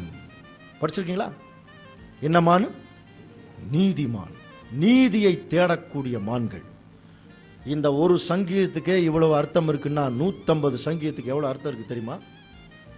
இதெல்லாம் பின்னாடி நீங்கள் கேட்பதற்கு தயாரா இருந்தால் இயேசு கிறிஸ்துவை எல்லாத்தையும் உங்களுக்கு வெளிப்படுத்திடுவார் அவருடைய சத்திய வசனங்கள்ல. புரியுதுங்களா? அப்ப பாருங்க, கேட்பதற்கு காது உள்ளவன் கேட்க கடவன் சொன்னார் இல்லையா? அப்ப இந்த காது மட்டும் நமக்கு இருந்துச்சுன்னா எல்லாம் தேவன் நமக்கு எல்லா சத்தியத்தையும் எதெல்லாம் நமக்கு புரியலையோ அத்தனையும் புரிய வச்சிருவார். ஆனா நமக்கு என்ன இருக்கணும்? காது மட்டும் இருக்கணும். ஆனா இப்ப நம்ம என்ன கண்டிஷன் இருக்கிறோம் தெரியுங்களா? பாருங்க, எபிரேயர் 5ஆம் அதிகாரம் 12ஆம் வசனம் படிக்கலாம். காலத்தை பார்த்தால் போதகராய் இருக்க வேண்டிய உங்களுக்கு தேவனுடைய வாக்கியங்களின் மூல உபதேசங்களை மறுபடியும் உபதேசிக்க வேண்டியதாய் இருக்கிறது. நீங்கள் பலமான ஆகாரத்தை அல்ல, பாலை உண்ணத்தக்கவர்களானீர்கள். இப்ப நம்ம இருக்கிற டைம் நம்ம எல்லாருமே போதவர்களா இருக்கணும். ஆனா நம்ம என்ன பண்ண வேண்டியது இருக்குன்னா, வேதத்தினுடைய மூல உபதேசங்களை இப்ப நமக்கு என்ன பண்ண வேண்டியதா இருக்கு? போதிக்க வேண்டியதா இருக்கு. நீங்கள் பலமான ஆகாரத்தை அல்ல, இப்ப நீங்க எதை உண்ணத்தக்கவனார்கள்? பாலை உண்ணத்தக்கவர்களானீர்கள். இல்லைங்களா? நம்ம எல்லாம் இன்னும் தான் என்ன பண்ணிட்டு இருக்கிறோமா? பால் குடிச்சுக்கிட்டே இருக்கிறோம். இல்லைங்களா? அடுத்த வசனம் படிங்க. பால் உண்கிறவன் குழந்தையாய் இருக்கிறபடியினாலே நீதியின் வசனத்தில் பழக்கமில்லாதவனாய் இருக்கிறான். இத்தனை நேரம் நம்ம வசனத்தை படிச்சுட்டு இருந்தோம். இனிமேல் என்ன பண்ண போறோம் தெரியுங்களா? வசனத்தை பழக போறோம். ஹேண்டில் பண்ற விதம் இப்ப நம்ம படிச்சோமா இல்லையா? ஜோடி கண்டுபிடிச்சோமா இல்லையா? சோ அந்த மாதிரி இனிமேல் வசனத்தை பழக போறோம். இது வரைக்கும் படிச்சுட்டு இருந்தோம், அது பால் குடிச்சிட்டு இருக்கிற மாதிரி. அப்ப பால் உண்கிறவன் குழந்தையா இருக்கிறபடினால நீதியின் வசனத்தில் அவனுக்கு என்ன இல்லை? பழக்கம் இல்லை. அப்போ நாம குழந்தையா இருக்கிறோமா? ஆமா. இன்னைக்கு வரைக்கும் எப்படித்தான் இருக்கிறோம்? குழந்தையா தான் இருந்துட்டு இருக்கிறோம். பால் குடிச்சிட்டே இருக்கிறோம். எப்படி தெரியுங்களா? பால் அந்த சீசன் மாதிரி. கிறிஸ்துமஸ் டைம் வந்தா நமக்கு ஒரு பாலகன் பிறந்தார், நமக்கு ஒரு குமாரன் கொடுக்கப்பட்டார், அது அப்படியே போயிடும். அப்புறம் ஈஸ்டர் டைம் வந்தா இயேசு கிறிஸ்து உயிர் தெழுந்தார், அது அப்படியே போயிடும். இப்படியா ஒவ்வொரு சீசனுக்கு அதுக்கு என்னென்ன பண்ணுமோ அத்தனை என்ன பண்ணிட்டு இருக்கிறோம்? நம்ம வருஷம் தோறும் பண்ணிட்டே இருக்கிறோம். இதுதான் நடந்துட்டு இருக்கிற வேலை இல்லையா? ஆனா ஆண்டவர் நம்மளை என்ன விரும்புறாரு தெரியுமா? நீங்க பாலையே குடிச்சிட்டு இருக்காதீங்க, குழந்தையா இருக்காதீங்க. வாசிச்சு பாருங்க, எபேசியர் 4ஆம் அதிகாரம் 14வது வசனம். நாம் இனி குழந்தைகளாய் இராமல் மனுஷருடைய சூதும் வஞ்சிக்கிறதற்கு ஏதுவான தந்திரமும் உள்ள போதகமாகிய பலவித காற்றினாலே அலைகளைப் போல அடிபட்டு அலைகிறவர்களாய் இராமல் அன்புடன் சத்தியத்தை கைக்கொண்டு தலையாகிய கிறிஸ்துவுக்குள் எல்லாவற்றிலேயும் நாம் வளருகிறவர்களாய் இருக்கும்படியாக அப்படி செய்தார். இவ்வளவு நாள் நம்ம என்ன பண்ணிட்டு இருந்தோம்? பால் தான் குடிச்சிட்டு இருந்தோம், குழந்தைகளா இருந்தோம். இப்ப ஆண்டவர் நம்மளை பார்த்து என்ன சொல்றாருன்னா, நாம் இனி குழந்தைகளா இராமல் அன்புடன் சத்தியத்தை கை கொண்டு தலையாகிய கிறிஸ்துவுக்குள் எல்லாவற்றிலையும் வளரணும். நம்ம சொல்றோம் இல்லையா? ஆளும் வளரணும், அறிவும் வளரணும். ஆள் வளர்ந்துருக்கிறோம். வேதத்தினுடைய அறிவு எந்த அளவுக்கு நம்ம வளர்ந்துருக்குது தெரியல, இல்லைங்களா? தெரிஞ்சிருந்ததுன்னா கேட்ட கேள்விக்கு நம்ம என்ன பண்ணிருப்போம்? இதுக்கு இதுதாங்க அர்த்தம்னு சொல்லியிருப்போம். காரணம் என்ன? நாம் இன்னும் குழந்தையாவே இருந்துட்டு இருக்கிறோம். நம்ம குழந்தைங்க வளரலைன்னு நமக்கு எவ்வளோ கஷ்டமா இருக்கும். அப்படியே குள்ளமாவே இருந்துன்னு வச்சுங்க, மற்றவங்கெல்லாம் பார்க்கும்போது நமக்கு எவ்வளோ கஷ்டமா இருக்கும். சே, என் புள்ள மட்டும் வளரலையே சொல்றோமா இல்லையா? அதே மாதிரி தான் இயேசு கிறிஸ்துவுக்கு நம்மளாம் குழந்தைகள்னா நம்ம வளரணும்னு அவர் விரும்ப மாட்டார். வளரணும் இல்லையா? அன்பான சகோதர சகோதரிகள், நீங்க வளர்றதுக்கு ஒரு அருமையான வாய்ப்பை தேவன் கொடுத்துருக்கார். இவ்வளவு நாள் நீங்க கேட்டுக்கொண்டிருந்தது வசனம், தெரியுமா? இனிமேல் நீங்க பார்க்க போறது சத்தியம். வசனத்துக்கு சத்தியத்துக்கு வித்தியாசம் இருக்கு, தெரியுமா உங்களுக்கு? பிரசங்கி 11ஆம் அதிகாரம் 1ஆம் வசனம் படிங்க. உன் ஆகாரத்தை தண்ணீர்கள் மேல் போடு, அநேக நாட்களுக்கு பின்பு அதன் பலனை காண்பாய். இது என்னன்னு ஒண்ணும் புரியலையே. ஆகாரத்தை கொண்டு போய் தண்ணியில போடுனா எப்படி போடுறது? கரெக்ட் தானே? அதே மாதிரி பார்த்தீங்கன்னா அன்றன்றுள்ள ஆகாரத்தை எங்களுக்கு இன்று தாரும் அப்படிங்கிற அந்த ஒரு ஜெபத்தை டெய்லியும் யாராவது சொல்லிட்டு இருக்கிறோமா? டெய்லி சொல்றோமா? எல்லாருமே, நான் சொல்றது யாரோ ஒருத்தர் சொல்லலாம், டெய்லி நம்ம சொல்றது இல்ல. அப்படி சொல்லலங்கிறதுக்காக நமக்கு தேவன் சாப்பாடு போடுறது இல்லையா? போட்டுத்தான் இருக்கார். அப்புறம் எதுக்கு அந்த அந்த ஒரு ஜெபம் இல்லைங்களா? இப்ப நம்ம என்ன கண்டுபிடிக்கணும் தெரியுமா? இதுதான் வேத வாக்கியங்களை ஆராய்ந்து பார். சாதாரண இந்த ஒரு உணவை கொண்டு போய் தண்ணியில போட்டா அது எந்த விதமான பலனும் கொடுக்காது. அப்படின்னா தேவன் என்ன சொல்ல வர்றார்? இவர் சொல்ற ஆகாரம் சாதாரண ஆகாரம் இல்ல. அதை நம்ம முதல்ல ஞாபகத்தில் வச்சுக்கணும். சரிங்களா? அப்படின்னா இது என்னன்னு கண்டுபிடிக்கணும். இது ஒரு கடினமான வார்த்தை மாதிரி இருக்கு. இப்போ ஒரு இங்கிலீஷ் புஸ்தகம் படிக்கிறோம், அதுல வந்து ரொம்ப கடினமான ஒரு வார்த்தை வந்துச்சுன்னு வச்சுக்கோங்க, வொக்காபுலரி. அதை வந்து எப்படி நம்ம கண்டுபிடிக்கணும்? டிக்ஷனரிக்கு போய் கண்டுபிடிக்கிறோம். பைபிளுக்கு டிக்ஷனரி எது தெரியுமா? பைபிள் தான். இப்ப இதை கண்டுபிடிக்கணும், நம்ம பைபிளுக்குள்ள தான் போய் ஆகணும். அதான் அவர் ஏன் ஆண்டவர் சொல்லிட்டார், நீங்க கண்டுபிடிங்க, ஜோடி இல்லாமல் இருக்காது. எங்க தெரியுமா அதுக்கு ஜோடி இருக்கு? பாருங்க எங்க இருக்குது. எரேமியா 15ஆம் அதிகாரம் 16ஆம் வசனம். உம்முடைய வார்த்தைகள் கிடைத்த உடனே அவைகளை உட்கொண்டேன். உம்முடைய வார்த்தைகள் எனக்கு சந்தோஷமும் என் இருதயத்துக்கு மகிழ்ச்சியுமாயிருந்தது. சேனைகளின் தேவனாகிய கர்த்தாவே, உம்முடைய நாமம் எனக்கு தரிக்கப்பட்டிருக்கிறது. அப்படின்னா நமக்கு வேதத்தை பொறுத்த வரைக்கும் இது ஆகாரம், வசனம். சோ இந்த வசனம்ங்கிற ஆகாரத்தை கொண்டு போய் எங்க போடணும்? இப்போ அப்ப பைபிள் கொண்டு போய் தண்ணி தொட்டிக்குள்ள போடுறதா இல்லைங்களா?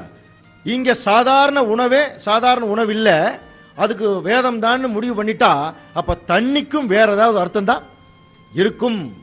அந்த தண்ணி என்னன்னு கண்டுபிடிங்க இல்லைங்களா? எஸ்ஐயா 57ஆம் அதிகாரம் 20ஆம் வசனத்தில் படிச்சு பார்த்தோம்னா, துன்மார்க்கரோ கொந்தளிக்கும் கடலை போல் இருக்கிறார்கள் அப்படின்றது. அதனாலதான் இந்த நிறைய ஜனங்கள் வந்தாங்கன்னா அந்த ஜனங்களை பார்த்து இன்னைக்கு நம்ம பேச்சு வழக்கு என்ன சொல்றோம்? ஜனசமுத்திரம், மக்கள் வெள்ளம் சொல்றோமா இல்லையா? அலை கடல் என திரண்டு வந்திருக்கும் பெருமக்கள் 5 பேர் தான் உட்காந்துருப்பாங்க, ஆனா இப்படி சொல்லுவாங்க இல்லைங்களா? இதெல்லாம் வந்து மக்களுக்கு ஒப்பிட்டு இல்லையா? இப்ப பாருங்க இந்த வசனம் பாருங்க எப்படி இருக்கு. வேத வசனமாகிய ஆகாரத்தை கொண்டு போய் ஜனங்கள் மாதிரி இருக்கிற தண்ணியில போடுங்க, அது என்னைக்காவது ஒரு நாள். புரியுதுங்களா? இப்ப இதுக்கு முன்னாடி இந்த வேத வசனத்தை சாப்பிட்டவங்க தண்ணியில போட்டதனுடைய விளைவு தான் இங்க உட்கார்ந்து இருக்கிறீங்க, தெரியுமா? புரியுதா புரியலையா? அப்ப பாருங்க ஒரு வசனத்துக்கு என்ன அருமையான மீனிங் கொடுக்கிறார் பாத்தீங்களா? இப்படித்தான் வேதத்தை நம்ம படிக்க வேணும் இல்லையா? வேதத்தை நம்ம வந்து இஷ்டத்துக்கெல்லாம் மீனிங் கண்டுபிடிச்சு படிக்க கூடாது. தேவனே மீனிங் கொடுப்பார், அந்த மீனிங்ல ஜோடி இருக்கும், ஜோடியை கண்டுபிடிச்சு படிக்கணும். இப்ப நீங்க சொல்லலாம், ஆமா உங்களுக்கு இந்த விவரம் தெரியுது, அதனால டக்கு டக்குன்னு வசனத்தை எடுத்து என்ன பண்றீங்க சொல்றீங்க, நாங்க எங்க போறது இல்லையா? உங்களுக்கு கரெக்டா அது தெரியுது எடுத்து எடுத்து நீங்க கொடுக்குறீங்க, நாங்க எப்படி இதெல்லாம் கண்டுபிடிக்கிறது? இதுக்கு என்ன விட தெரியுமா? அன்பான சகோதர சகோதரி, கேட்க வேணுங்கிற ஒரு ஆர்வம் மட்டும் இருந்தா போதும்.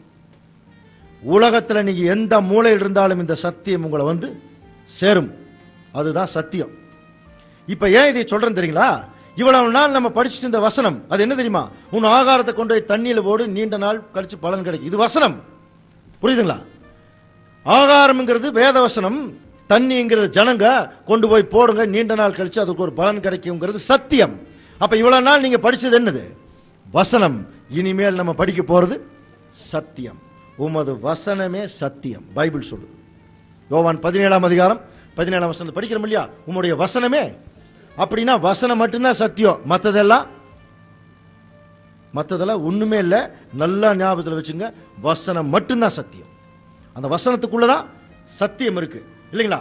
இப்போ இதுக்கு ஜோடி அங்கே எங்கேயும் எடுத்துக்கிறீங்களா? இது எப்படி இது ஜோடி எங்க நம்ம எப்படி கண்டுபிடிக்கிறது என்று சொல்லி நம்ம பார்க்கும்போது, ஏற்கனவே சொல்லிட்டார், நீங்க வந்து பால் குடிச்சிட்டு இருக்கிறீங்க, குழந்தைகளா இருக்கிறீங்க, உங்களுக்கு அந்த பழக்கம் இல்ல, நீதியின் வசனத்தில் பழக்கம் இல்ல, இனிமேல் நீங்க குழந்தைகளா இருக்க வேண்டாம். நீங்க நல்லா வளருங்க. அன்பான சகோதர சகோதரிகளே, ஓப்பன் கொஸ்டின், நீங்க வளர்றதுக்கு ரெடியா இருக்கிறீங்களா? ரெடியா இருக்கிறீங்க தானே? வளர்றதுக்கு ரெடியா இருக்கிறீங்கன்னா தேவன் அடுத்தது சொல்ற ரகசியத்தையும் தெரிந்து கொள்ளுங்கள். தேவன் ஜோடி வச்சிருக்காருன்னு சொல்லார் இல்லையா? எந்த இடத்துல ஜோடி வச்சிருக்கிறாருங்கிற ஒரு வசனம் படிக்கலாம். ஏசாயா 28ஆம் அதிகாரம் 9ஆம் வசனம் படிக்கலாம். அவர் யாருக்கு அறிவை போதிப்பார், யாருக்கு உபதேசத்தை உணர்த்துவார்? பால் மறந்தவர்களுக்கும் முலை மறக்க பண்ணப்பட்டவர்களுக்குமே. அந்த வசனம் ஆர்டர் பாருங்க. நீங்க குழந்தையா இருக்கிறீங்க, பால் குடிச்சிட்டே இருந்தீங்க. இனிமேல் நீங்க என்ன பண்ணாதீங்க, குழந்தையா இருக்க வேண்டாம், வளர்ந்துருங்க. அப்படின்னா யாருக்கு அறிவை அவர் போதிக்கிறார்னா பால் மறந்தவர்களுக்கு தான். அப்படின்னு என்ன அர்த்தம்? நல்லா வளரக்கூடிய நிலைமையில் இருக்கிறவங்களுக்கு தான் தன்னுடைய அறிவை அவர் போதிக்கிறாராம். அந்த வளரக்கூடிய நிலைமையில் இருக்கிறவங்களுக்கு தேவன் சொல்ற 3வது ரகசியம் என்ன தெரியுமா? முதல் ரகசியம் அவர் என்ன சொல்றாருன்னா, அவர் ஒளிச்சு வச்சிருக்கார், தேட சொல்றார். 2வது ரகசியம் என்ன தெரியுமா?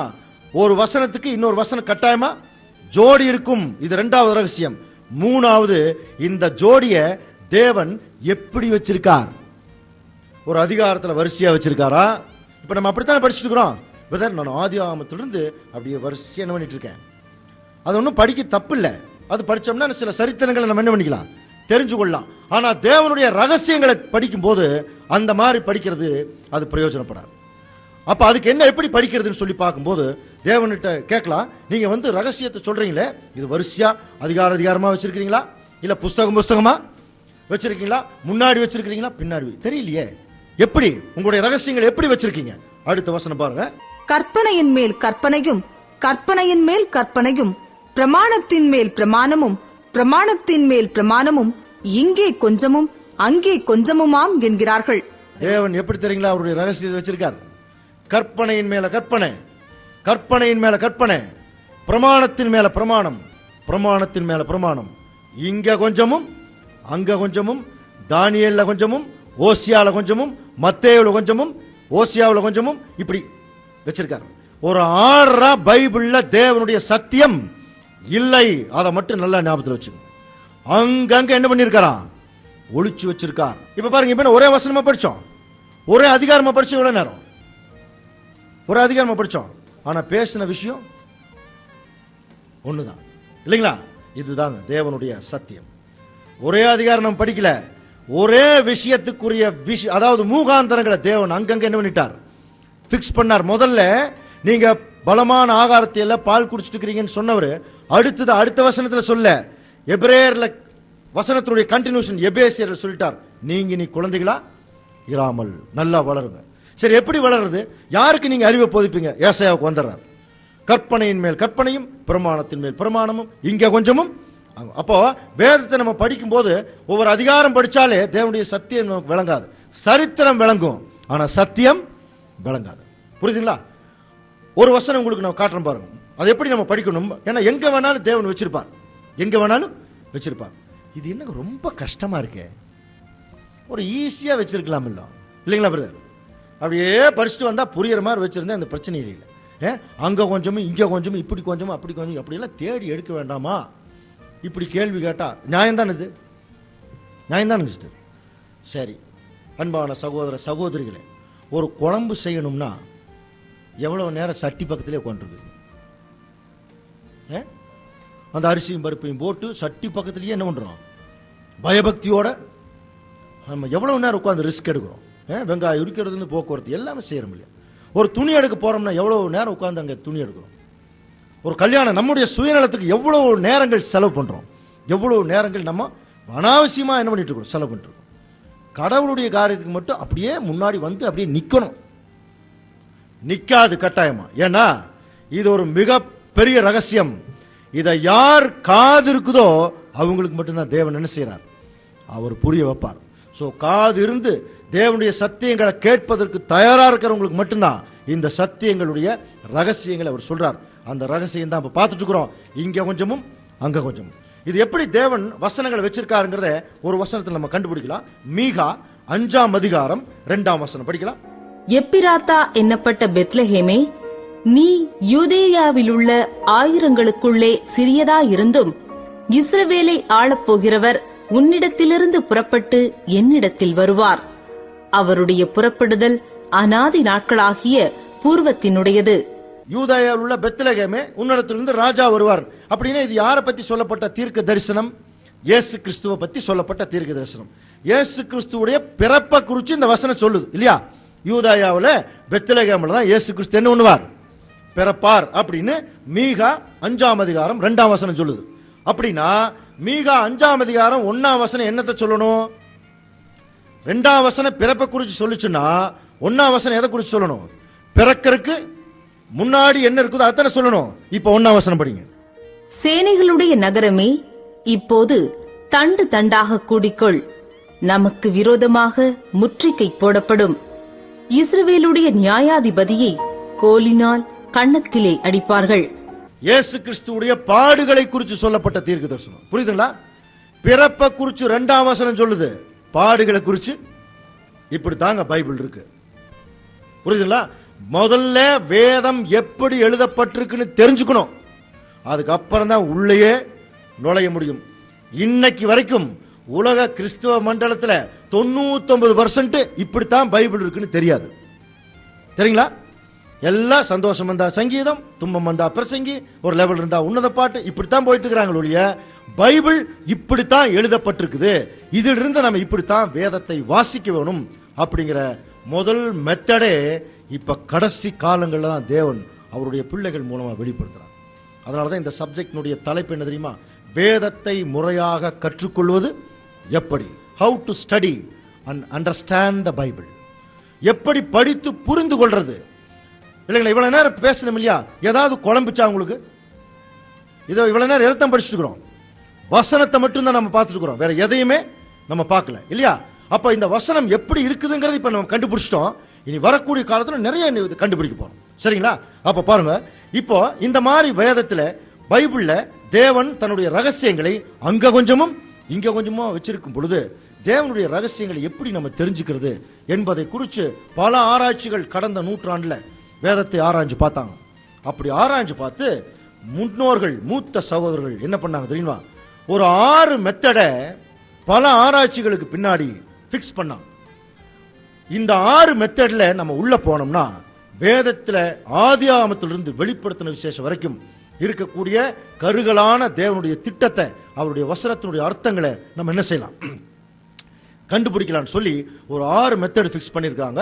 அந்த 6 மெத்தட் நான் இப்போ உங்களுக்கு சொல்றேன் பாருங்க. முதல் மெத்தட் வந்து ஒரு தலைப்பின் கீழே நம்ம படிக்கிறது. ஒரு ஹெட்டிங் எடுத்துக்கிட்டோம்னா அந்த ஹெட்டிங்கை மையமாக வச்சு அதுக்குரிய எல்லா இன்ஃபர்மேஷனும் கலெக்ட் பண்ணி நம்ம படிக்கிறது. ஃபர்ஸ்ட் மெத்தட் ஒரு தலைப்பின் கீழே படிக்கிறது. ரெண்டாவது ஒரு வசனத்தினுடைய கருப்பொருளை அறிஞ்சு படி. ஒரு வசனத்தை எடுத்துட்டோம்னா அதுக்கு இன்னர் மீனிங் என்ன அப்படின்னு எடுத்து, இப்போ நம்ம மான்கள் நீரோடை பார்த்தோம் இல்லையா, அந்த மாதிரி ஆகாரத்தை கொண்டு தண்ணியில் போடு, அந்த மாதிரி கருப்பொருள் அறிஞ்சு நம்ம படிக்கிறது. மூணாவது காலங்களை மையமா வச்சு படிக்கிறது. டிஸ்பென்சேஷனல் ஸ்டடி அப்படின்னு சொல்லுவாங்க. பைபிள்ல முக்காலம் அப்படின்னு சொல்லுவாங்க. அதாவது இன்னைக்கு எத்தனை உலகம் இருக்குன்னு கேட்டா என்ன சொல்லுவோம்? நம்ம உலகம் ஒரே உலகம்னு தான் சொல்லுவோம். ஆனா பைபிள் சொல்லுது 3 உலகங்கள் இருக்குதுன்னு. அது என்ன 3 உலகம்? பைபிள் வந்து பாஸ்ட், பிரசன்ட், ஃபியூச்சர், எதிர்காலம் எல்லாத்தையுமே சொல்லிடும். அப்ப அந்த பாஸ்ட்ல என்ன நடந்தது, பிரசன்ட்ல என்ன நடந்துட்டு இருக்குது, ஃபியூச்சர்ல என்ன நடக்க போகுது, இதை படிக்கிறது. இது 3வது மெத்தட். 4வது நம்முடைய ஆண்டவராய் இயேசு கிறிஸ்து அநேக தீர்க்க தரிசனங்களை அவர் வந்து பேசியிருக்கார். அந்த தீர்க்க தரிசனங்களுக்கு அர்த்தம் கண்டுபிடிச்சு படிக்கிறது.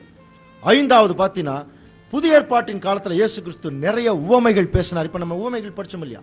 பரலோக ராஜ்யம் கடுகு விதைக்கு ஒப்பா இருக்கு அப்படின்னா என்ன அர்த்தம்?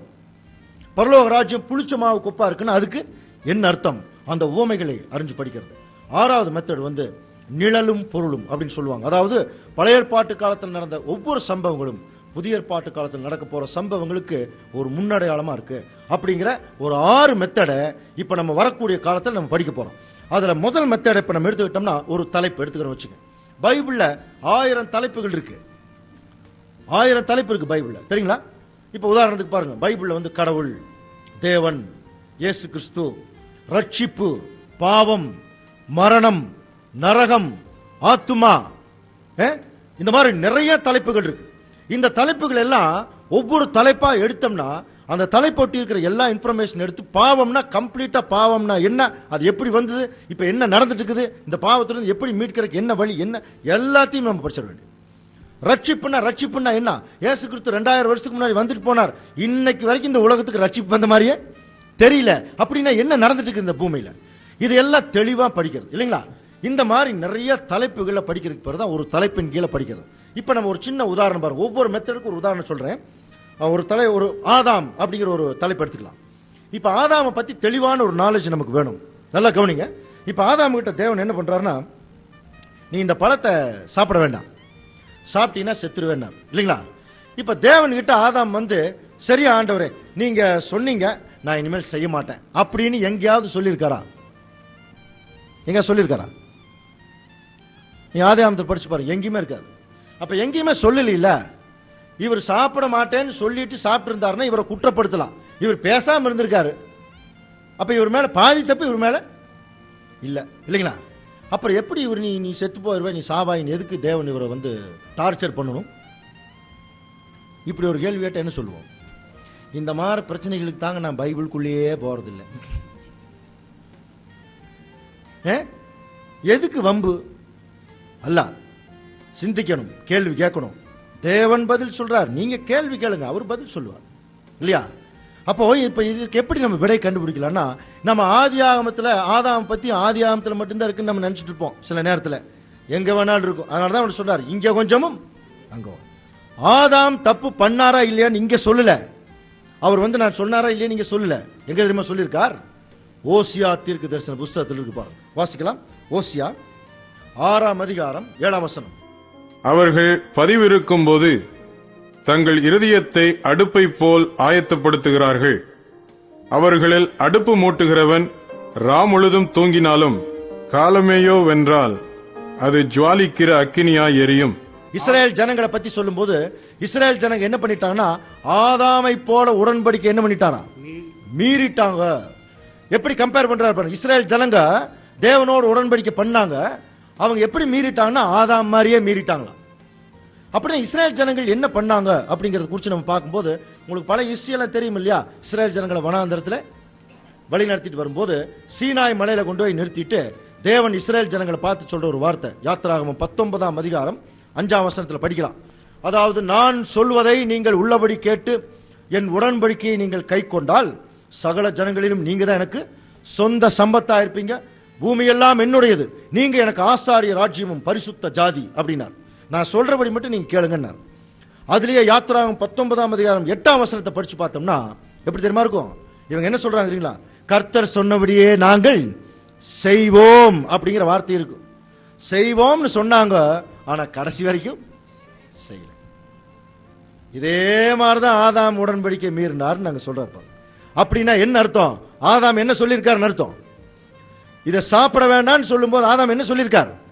சரிங்க ஆண்டவரே நான் சாப்பிடலன்னு சொல்லியிருக்கார். ஆனா அது எங்க ரெக்கார்ட் ஆகல? ஆதியாகமத்தில் ரெக்கார்ட் ஆகல. அது எங்க தான் இருக்குது இப்போ? ஓசியா. இதுதாங்க வேத வாக்கியங்களை ஆராய்ந்து பார். இந்த மாதிரி ஒரு தலைப்பு எடுத்துக்கிட்டோம்னா அந்த தலைப்பு இருக்கிற எல்லா வசனங்களையும் கருத்துக்களையும் ஒருங்கிணைத்து கன்சாலிடேட் பண்ணி அப்புறம் சிந்திச்சு தேவனிடத்தில் ஜெபம் பண்ணி அந்த சத்தியத்தை கற்றுக்கொள்றதுதான் சிறந்த முறையை ஒழிய நம்ம இஷ்டத்துக்கு நம்ம பைபிளுக்கு இன்டர்பிரேஷன் எல்லாம் என்ன செய்ய முடியாதுங்க, கொடுக்க முடியாது. பைபிளுக்கு டிக்ஷனரி பைபிள் தான். பைபிள் தான் நம்ம டைரக்ட் பண்ணும். நம்ம பைபிளை என்ன பண்ணக்கூடாது, டைரக்ட் பண்ணிடக்கூடாது. இது முதல் மெத்தட். ரெண்டாவது மெத்தட் பாருங்க, ஒரு வசனத்துடைய கருப்பொருளை அறிந்துபடி. பைபிள் என்ன சொல்றது? நீங்க சங்கீதத்தில் ஒருத்தருக்கு ஒருத்தர் புத்தி சொல்லுங்கன்னா பாடின பாட்டே நமக்கு ஞாபகம் இல்ல, அப்புறம் எங்க போய் புத்தி சொல்றது இல்லைங்களா? நாம் இது என்ன நினைச்சிட்டு இருக்கிறோம்னா, நம்ம பாடுற பாட்டை பத்தி நினைச்சிட்டு இருக்கிறோம். இங்க எபேசியர்ல சொல்றது அவரு நம்ம பாடுற பாட்டை பத்தி இல்ல, தாவீதும் மற்றவர்கள் எழுதின சங்கீதம், ஞானி எழுதின பாட்டு, ஞான பாட்டு, நீதிமொழிகள், பிரசங்கி, அதெல்லாம் இருக்கு இல்லையா? இதுல தான் நமக்கு புத்தியா இருக்கு. இதுல தான் நீங்க புத்தி சொல்லிக்கங்க. நம்ம பாடுற பாட்டுல நாம வேணா பைபிள் வசனத்தை வச்சு பாட்டு எழுதலாம், நம்முடைய நோக்கத்தை வச்சு பாட்டு எழுதலாம். மொழிய புத்தி எதுல தான் இருக்கு? இதுல தான். அப்படின்னா சங்கீதத்துல புத்தி இருக்கா? ஆமா இருக்கு. 1வது சங்கீதத்திலேயே என்ன மாதிரி புத்தி இருக்கு பாருங்க. துன்மார்க்கருடைய ஆலோசனையில் நடவாமலும், பாவிகளுடைய வழியில் நில்லாமலும், பழியாசக்காரர் உட்காரும் இடத்துல உட்காராமலும்.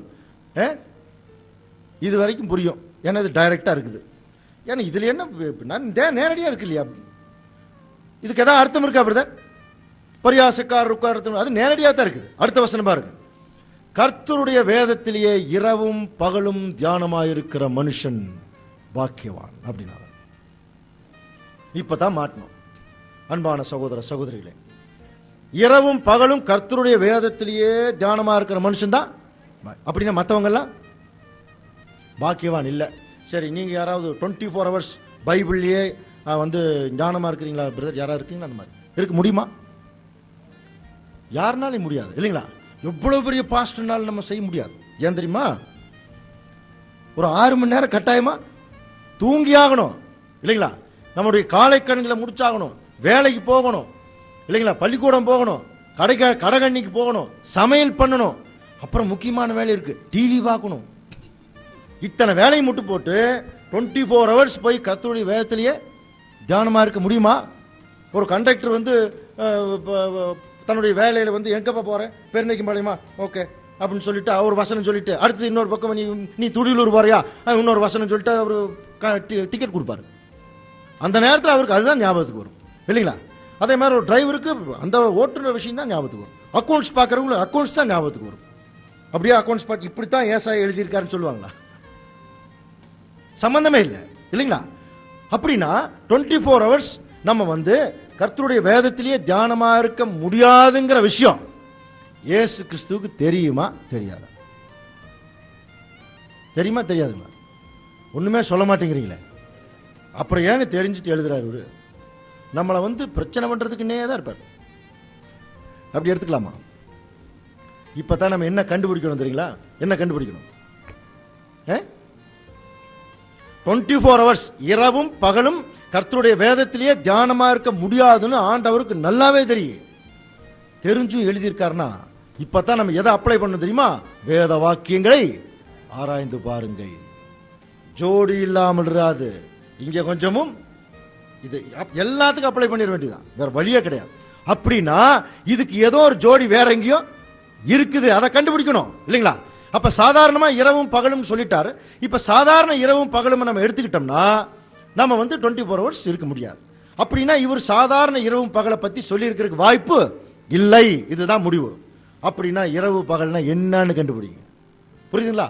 இதுக்கு எங்க தெரியுமா ஜோடி இருக்கு? சங்கீதம் 30:5 வாசிக்கலாம். அவருடைய கோபம் ஒரு நிமிஷம், அவருடைய தயவோ நீடிய வாழ்வு. சாயங்காலத்தில் அழுகை தங்கும், விடியற் காலத்திலே களிப்புண்டாகும். புரியுதுங்களா? இந்த வசனம் தமிழ்ல தான் இருக்கு. அப்போ சாயங்காலத்தில் அழுகை தங்கும் அப்படின்னா என்ன அர்த்தம் தெரியுமா? இப்ப சாயங்காலம் ஆனோடனே நம்ம எல்லாம் என்ன பண்ணணும்? ஃபேமிலி எல்லாம் கூட்டிட்டு ஒன்னா உட்காரிச்சு ரவுண்டு கட்டி என்ன பண்ணணும்? இப்போ ஒன்னு ஒப்பாரி வைக்கணும். ஏன்னா சாயங்காலத்தில் அழுகை தங்கும். அப்புறம் காலையில் 5 மணி வரைக்கும் அழுகணும்.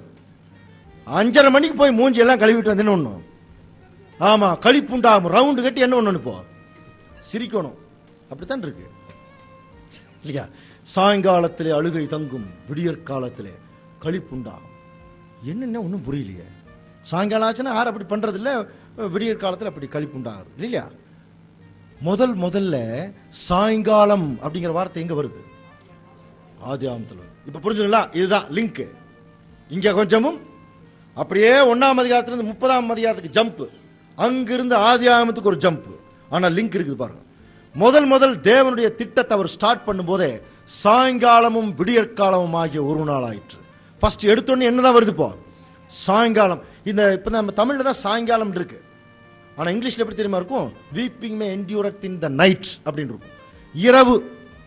அப்போ ஒரு இரவை பத்தி சொல்றார். அப்ப தேவனுடைய திட்டத்தினுடைய ஸ்டார்டிங் எப்படி தெரியுமா இருக்கு? ஒரு இருட்டுல தான் ஆரம்பிக்குதான்.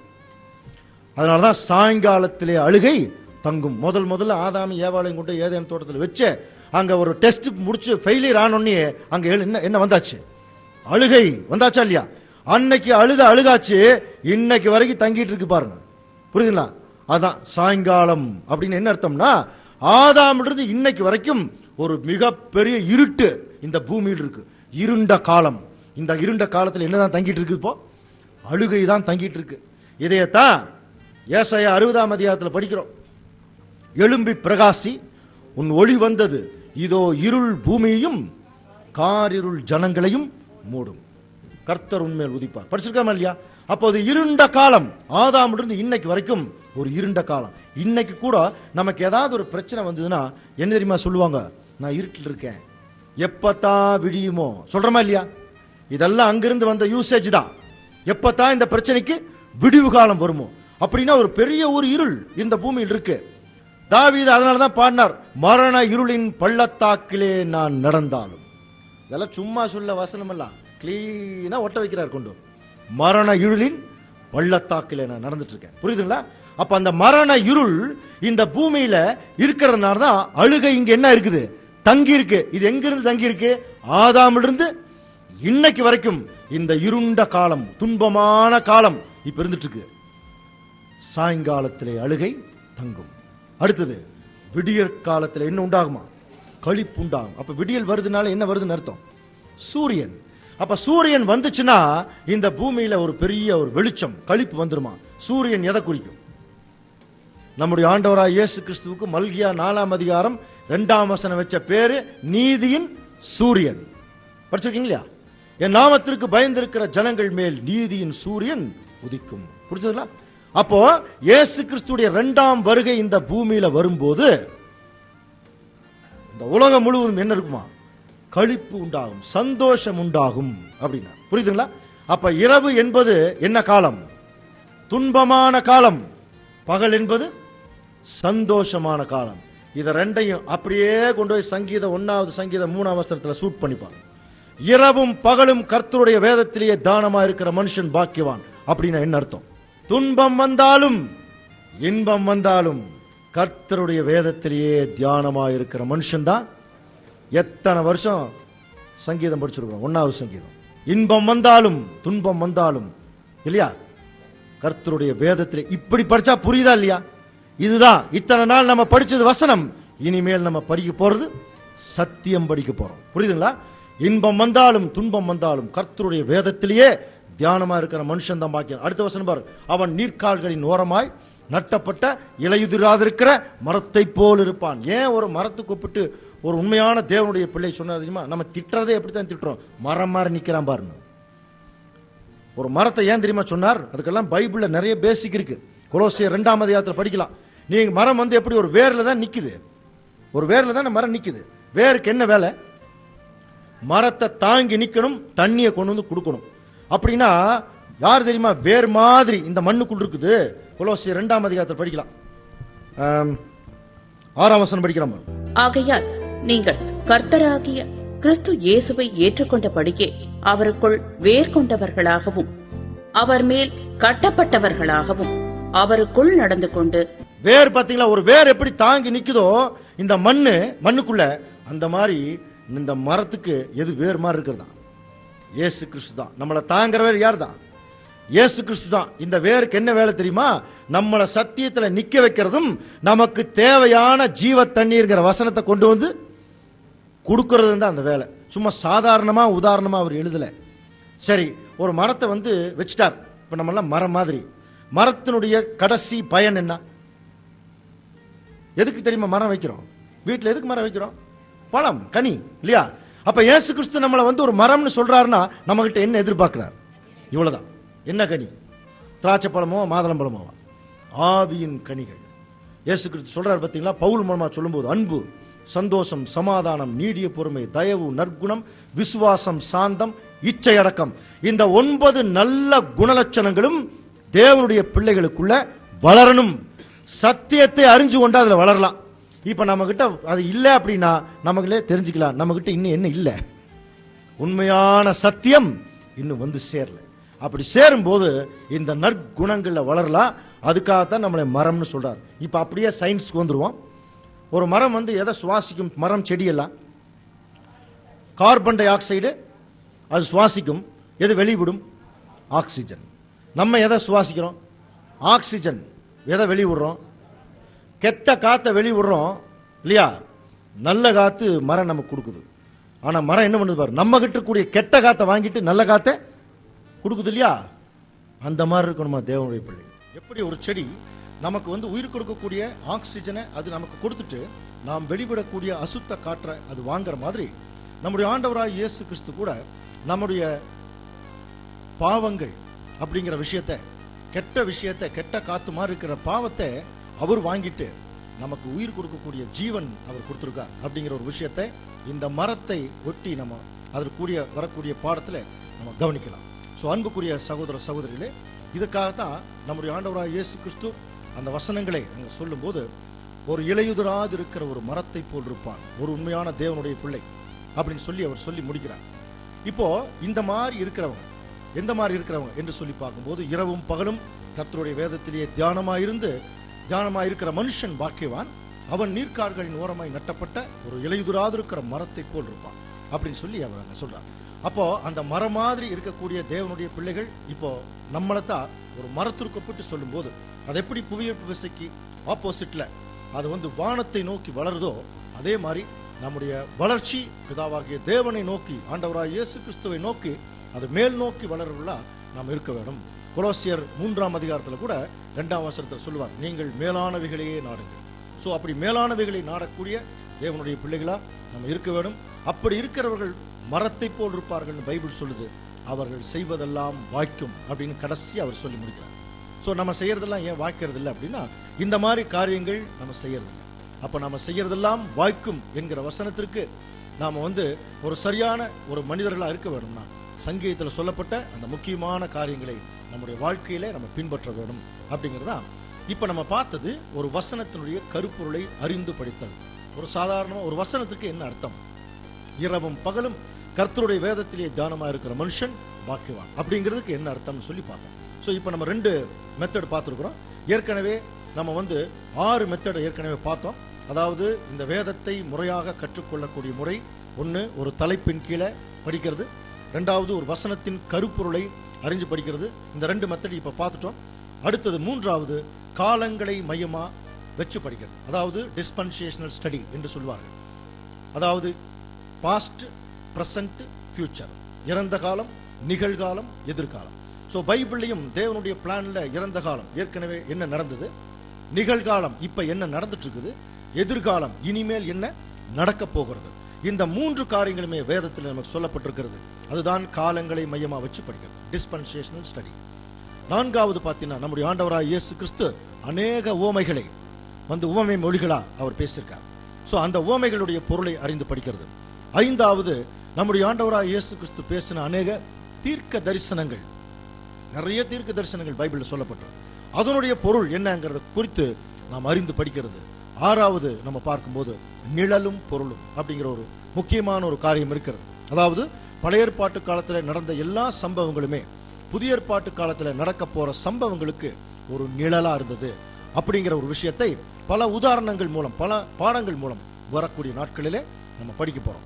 இந்த 6 மெத்தட்ல நம்ம உள்ள போனோம்னா இந்த உண்மையான தேவனுடைய சத்தியங்கள், அவருடைய பிளான் எல்லாவற்றையும் நம்ம ரொம்ப தெளிவாக அறிந்து கொள்றதுக்கு இந்த மெத்தடெல்லாம் நமக்கு உதவியா இருக்கும். இனி அடுத்தது நம்ம பார்க்கும்போது நம்முடைய ஆண்டவராக இயேசு கிறிஸ்து அவர் பேசின ஒரு உவமையை குறித்து நம்ம சிந்திக்கும் போது, ஒரு முறை ஒரு பெரிய பணக்காரன் நம்முடைய ஆண்டவராக இயேசு கிறிஸ்து பக்கத்துல நான் நித்திய ஜீவனை சுதந்திரிக்கிறதுக்கு என்ன செய்யணும் அப்படின்னு கேட்கும்போது அவருக்கு சொல்றார், நீ நியாயப்பிரமாணத்தை எல்லாம் படிச்சோம் இல்லையா அப்படின்னு சொல்லும்போது, அந்த பணக்காரன் என்ன சொல்றான், நான் சின்ன வயசுல இருந்தே எல்லா பிரமாணங்களையும் நான் கற்றுக்கொண்டிருக்கேன் அப்படின்னு சொல்லும்போது ஆண்டவராக இயேசு கிறிஸ்து சொல்றார், இதெல்லாம் பத்தாது, உன்னிடத்துல இருக்கிறது எல்லாம் வித்துட்டு ஏழைகளுக்கு கொடுத்துட்டு அதுக்கப்புறம் நீ என்னை பின்பற்றி வா அப்படின்னு சொல்லி சொன்னார். உடனே அந்த பணக்காரனுக்கு எல்லாவற்றையும் விற்கிறதுக்கு மனசு இல்ல, ரொம்ப மன கஷ்டப்பட்டு அவன் போயிடுறான். அந்த டைம்ல தான் நம்முடைய ஆண்டவராக இயேசு கிறிஸ்து ஒரு வார்த்தை, அது ஆக்சுவலா ஒரு உவமை, அந்த உவமை சொல்றார். அதாவது ஐஸ்வர்யவான் தேவனுடைய ராஜ்யத்திலே பிரவேசிப்பதை பார்க்கிலும் ஒட்டகமானது ஊசியின் காதுல நுழையிறது எளிதாயிருக்கும் அப்படின்னா, அதாவது ஐஸ்வர்யவான் தேவனுடைய ராஜ்யத்துல போவதை பார்க்கிலும் ஒட்டகமானது ஊசியின் காதுல நுழையிறது ரொம்ப எளிதுனாராம். இப்ப நமக்கே தெரியும், ஒட்டகம் ஊசியினுடைய அந்த சின்ன அந்த துவாரத்துல அது போகுமானா போகாது. அப்படின்னா என்ன ஆண்டவர் சொல்ல வரார் என்று சொல்லி பார்க்கும்போது, இந்த உதாரணத்தை நம்ம அடிப்படையா எடுத்துக்கிட்டோம்னா எந்த ஒரு பணக்காரரும் தேவனுடைய ராஜ்யத்துல போகவே முடியாது. அப்படி பார்த்தா இன்னைக்கு நிறைய பேர் பெரிய பெரிய பணக்காரர்கள் கிறிஸ்தவர்களே இருக்கிறாங்க, அவர்கள் யாருமே போக முடியாது. நம்முடைய பைபிள்ல எடுத்து பார்த்தோம்னா ஆபிரகாம் பெரிய பணக்காரர், யோபு பெரிய பணக்காரர், அப்ப அவர்களெல்லாம் ராஜ்யத்திற்குள்ள போக முடியாதா என்று சொல்லி பல கேள்விகள் அதில் வர்றதுண்டு. அப்படின்னா இயேசு கிறிஸ்து என்ன அடிப்படையில இந்த ஒரு வார்த்தையை அவர் சொன்னார், அவர் சொன்ன உவமையினுடைய பொருள் என்ன என்பதை குறித்தெல்லாம் வரக்கூடிய நாட்களில் நம்ம தொடர்ந்து சிந்திக்கலாம். தேவன் தாமே ஆசீர்வதிப்பாராக.